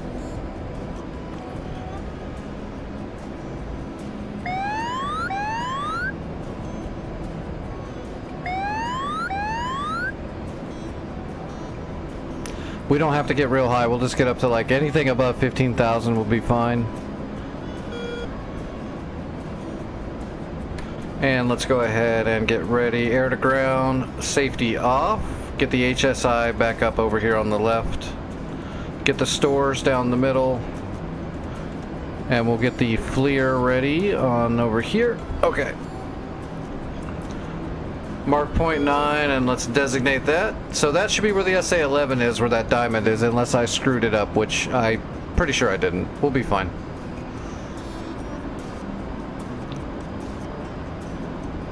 Start getting our shots ready.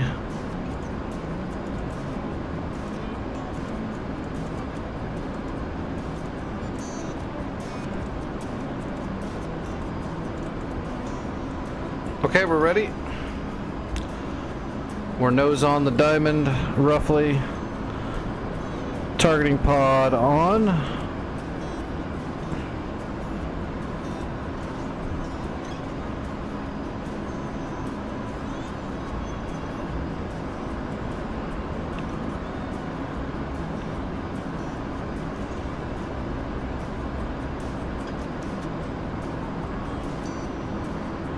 Too far away still. We gotta get closer.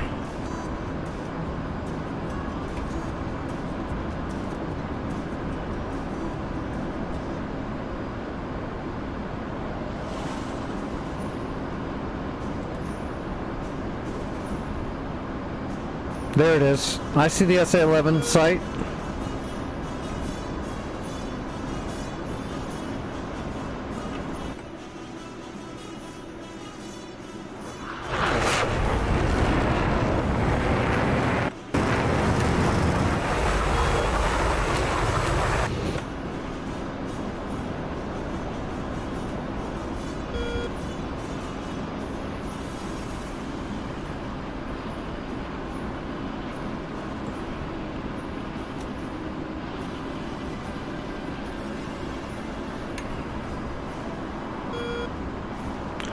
All right, we're gonna aim a little bit short of the SA-11s designated, and we have our first shooting solution. Let's get down a little bit lower, and then we'll hit the AP.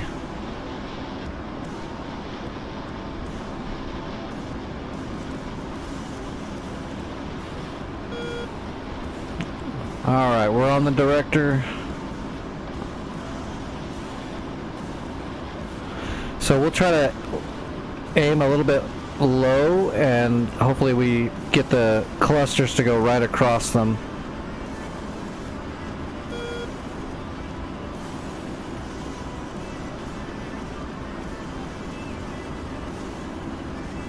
Oh, smoke in the air.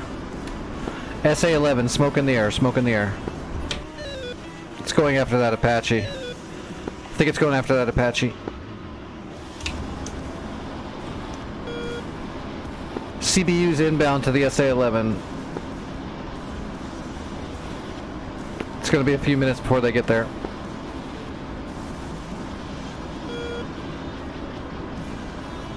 You can see the AAA, the flak guns right there too. We'll probably put a couple of CBUs across there.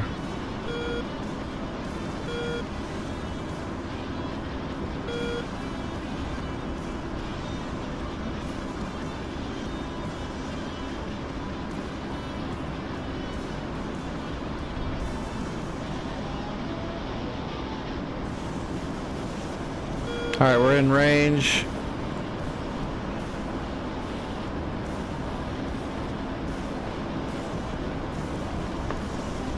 One away. Two away.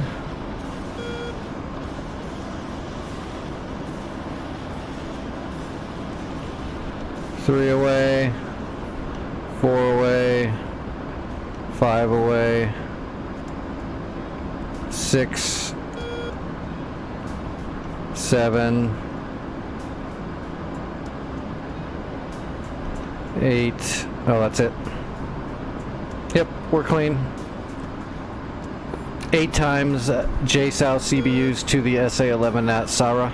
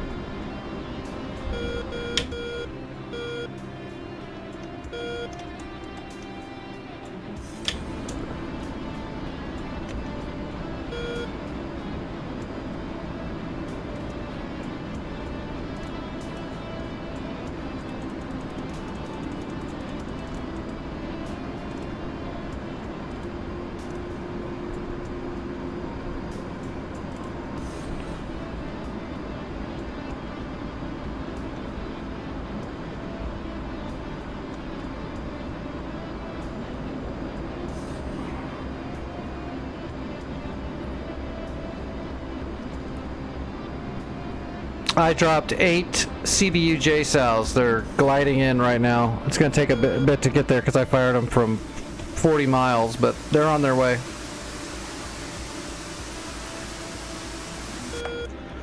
Should, hopefully it'll level the SA-11 completely at Sarah, and it might do a little bit of damage on those flak guns too. But I put everything mainly on the SA-11.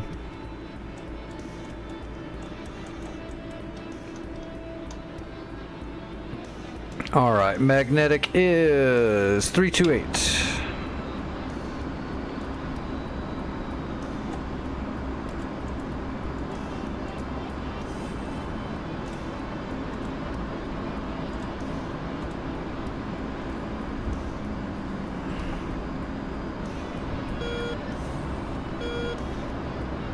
We're almost lined up with the runway already.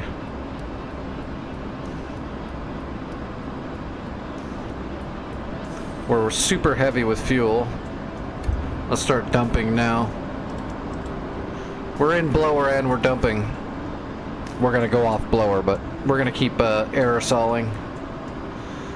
Just so we're not so heavy.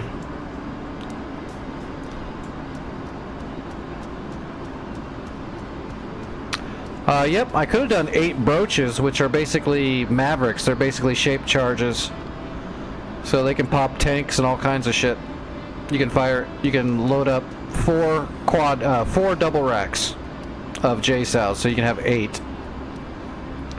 Gives you good long distance, as long as there's no like GBIs in the area, like a Tor Gauntlet or certain Tunguskas and Pansirs and stuff like that, then you can use JSOWs, and that gives you huge standoff. You can just send 8 broaches or 8 CBUs and then land before they even hit, and just kind of keep going.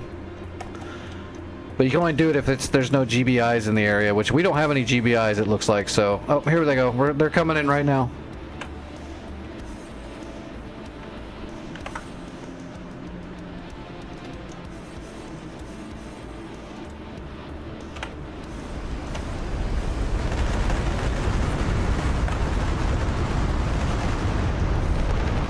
Yeah, I'm getting a lot of damage. That SA-11's pretty neutered.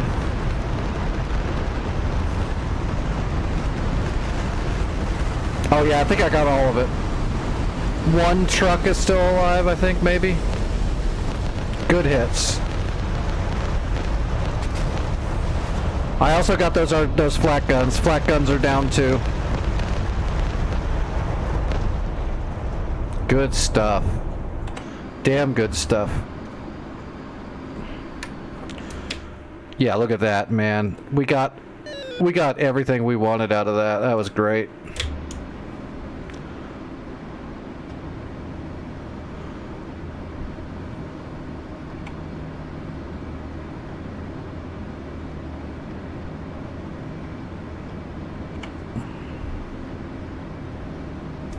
All right, let's get the air brake out.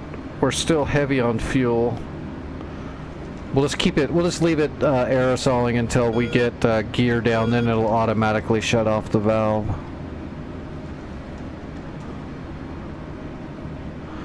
That was a potent JSOW run. That's what you can do when the enemy doesn't have any air defenses in the area left. I mean, that can intercept, like I said, like a GBI. If they don't have a GBI, I can just wreck them. We're gonna bleed some energy.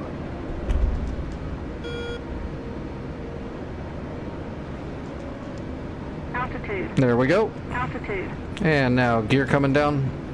Flaps.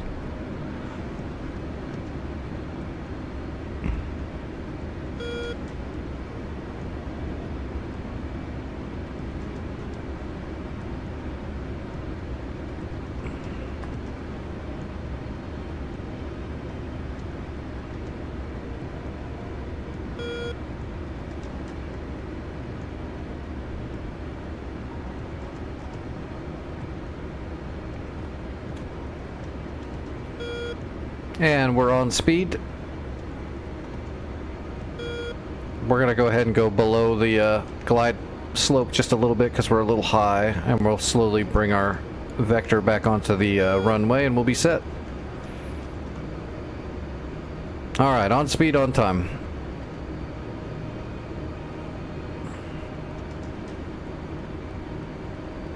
Let's go ahead and shut off the aerosol. We're still a little heavy with fuel, but we're good now. We'll be all right. Coming in with like 9,000 pounds of fuel is a little rough. That'd be outside of regs for landing.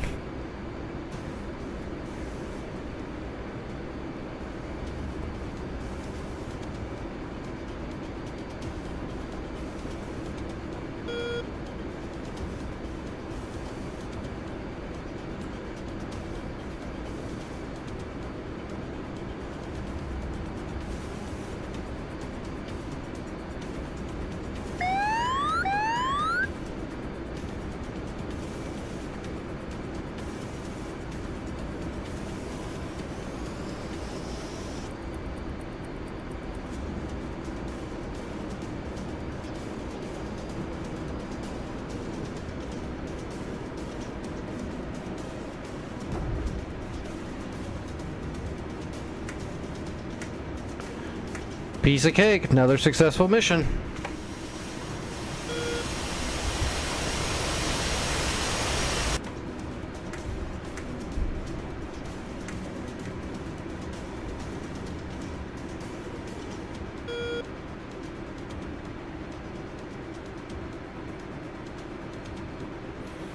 Wonder how many points we got for that one. That was a really good, clean 594, yeah, that's about right. We took out that entire SA-11 in a single strike.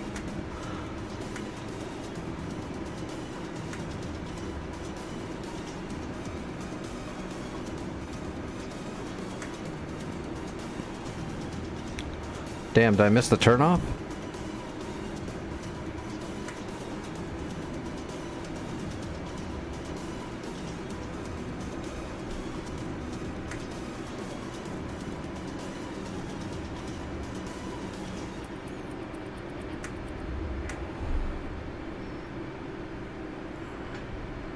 Yeah, there's a turn off. Trax, are you still here?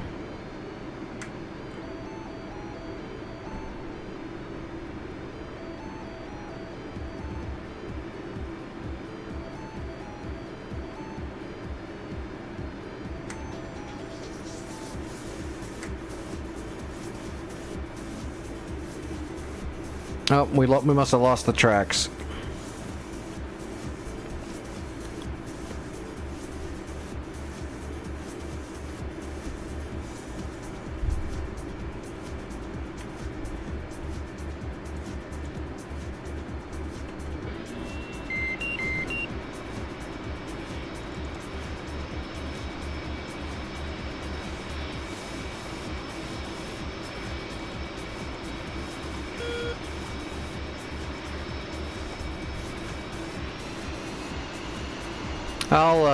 I'll give him some motivation tomorrow.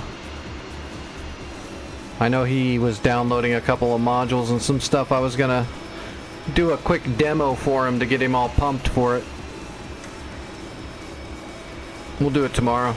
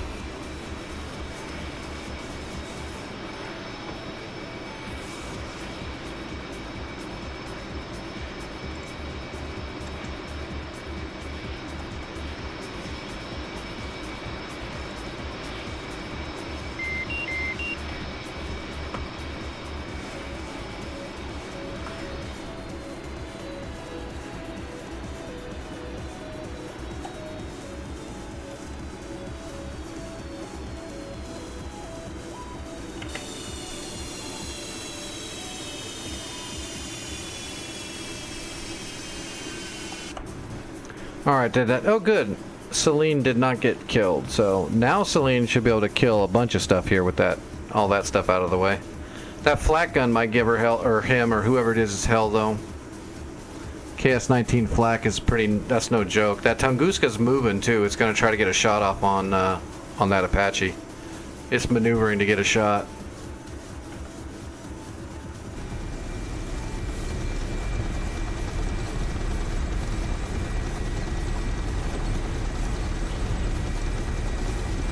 It's going to try to get in range to lock him up and fire a shore rad.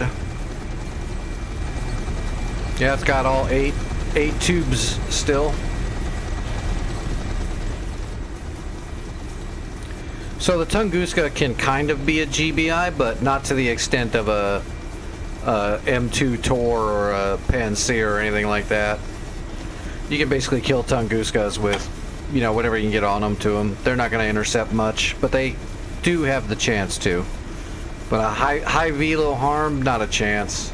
Even a Maverick, it's probably going to smoke it.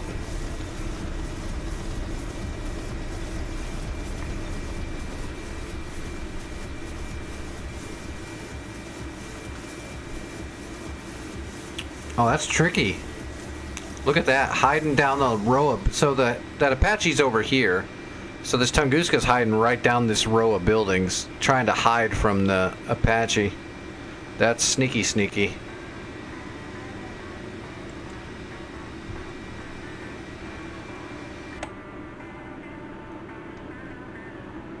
Look at that sucker, just like a friggin' snake, just waiting. BTR's moving up to get him too. Now that's a tow right there. This BTR's got a tow missile. So that's a helicopter killing missile right there.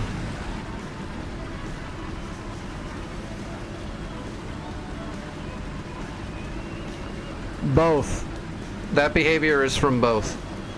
These servers have the difficulty turned way up, kind of artificially, so it's using the engine to do it, but... Which is why sometimes the units are way too hard, because they're unrealistically hard, but that's because it's not like a setting you just hit a button and go, this goes harder now. It's kind of like telling the engine to make things more difficult, and then the engine... Whoa. A shot just went by. Oh, he got that Tunguska. Got the Tunguska with a Hellfire. That's what we heard zooming by.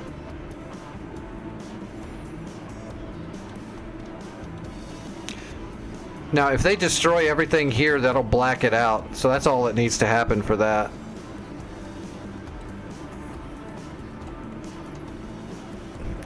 As Vaughn just goes to town on everything in the air.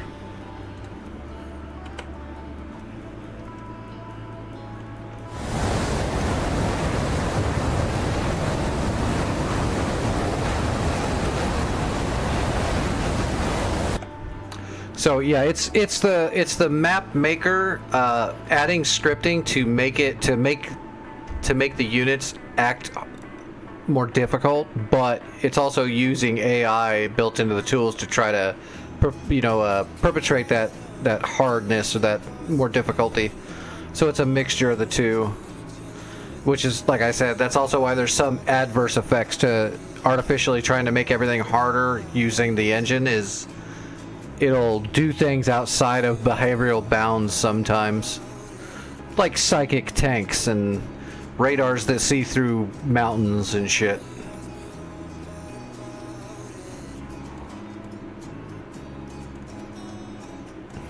No, I'm not going to do an A10 tonight. I'm about out of steam already. I'm friggin' been burning a fever all friggin' night. I think I need to chill out and drink some cool water for a little bit. And that Chinook is getting ready to capture Cormado, so... To be honest, we were only on this server for a couple hours, and look at that, we captured those points really quickly. And got this one set up to destroy. If we had more time, we could definitely black this out. Seeing how there's no GBIs, I could actually just grab new JSOWs and go up here and just keep pummeling the crap out of this area until it's all dead.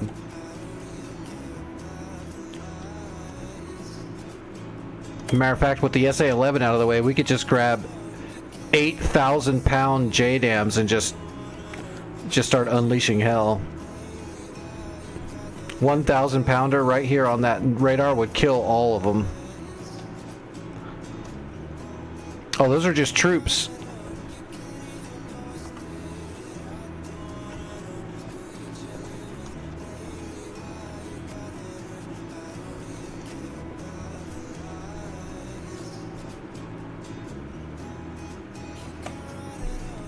$1,000-pounder right there would get them too, for sure. Oh, the one man pad. Oh, he's on the building. We got a rooftop Korean with a Stinger. He's got an Igla.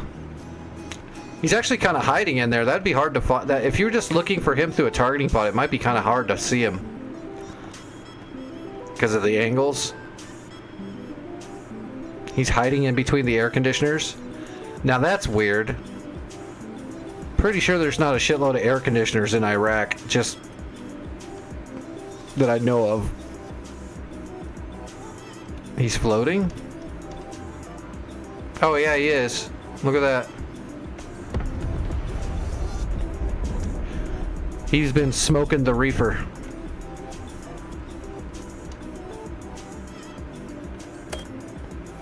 Well, it sounds like that Apache's getting it done. Alright. Yeah, I'm gonna call it here, and I'll raid you guys over to somebody.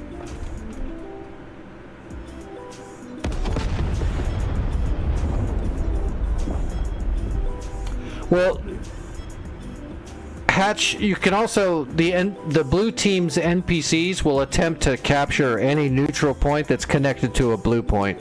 It just, you have to give them time. So you just have to keep it neutral and protect it. And if when they send the Chinooks, you got to make sure they get there. Like that one's capturing right now, that's an NPC that did that.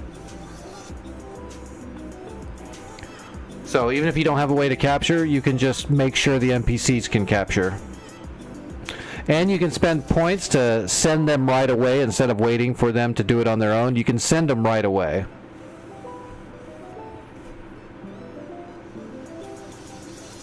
Right, it's harder to do it that way, but I mean, it's hard either way. That's the whole point of these servers, they're hard. You gotta stay on top of it. But, I mean, if you fly on these servers and you get good, it just makes you that much better. You get really good on one of these hardcore servers, and then you go over to something like Return to Pre-Contact just to have a nice chill night of, you know, being in a war that's a lot quicker, and you'll just walk over everything. You'll literally just destroy everything. You'll be like, yeah, this is, I feel like I'm fighting a special army.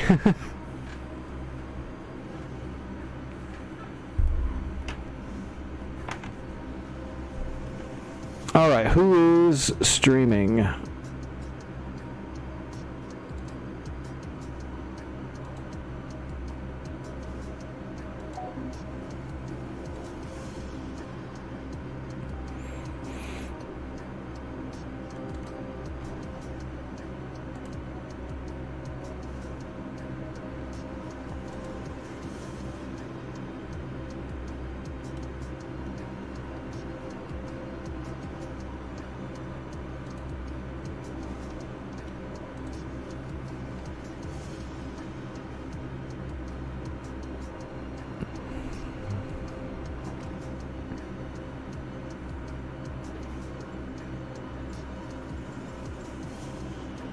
All right, Hatch, you're going to get the raid tonight.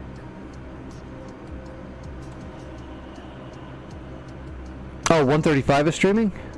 Oh, yeah, he is. Okay, I'm sorry, Hatch. I'm going to send this over to Boomer. I haven't raided him for a while. I already gave you a couple of raids this week. Let me throw one over at Boomer.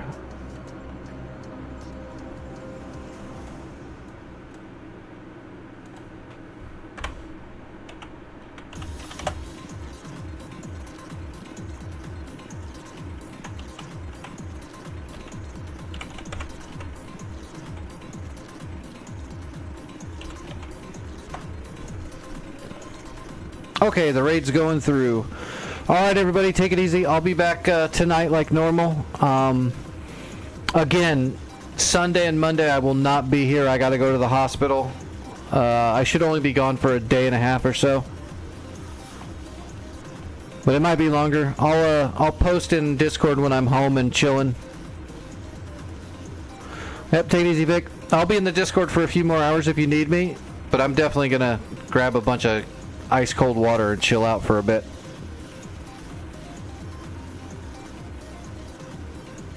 All right, everybody, tell Boomer hi for me. I am out of here.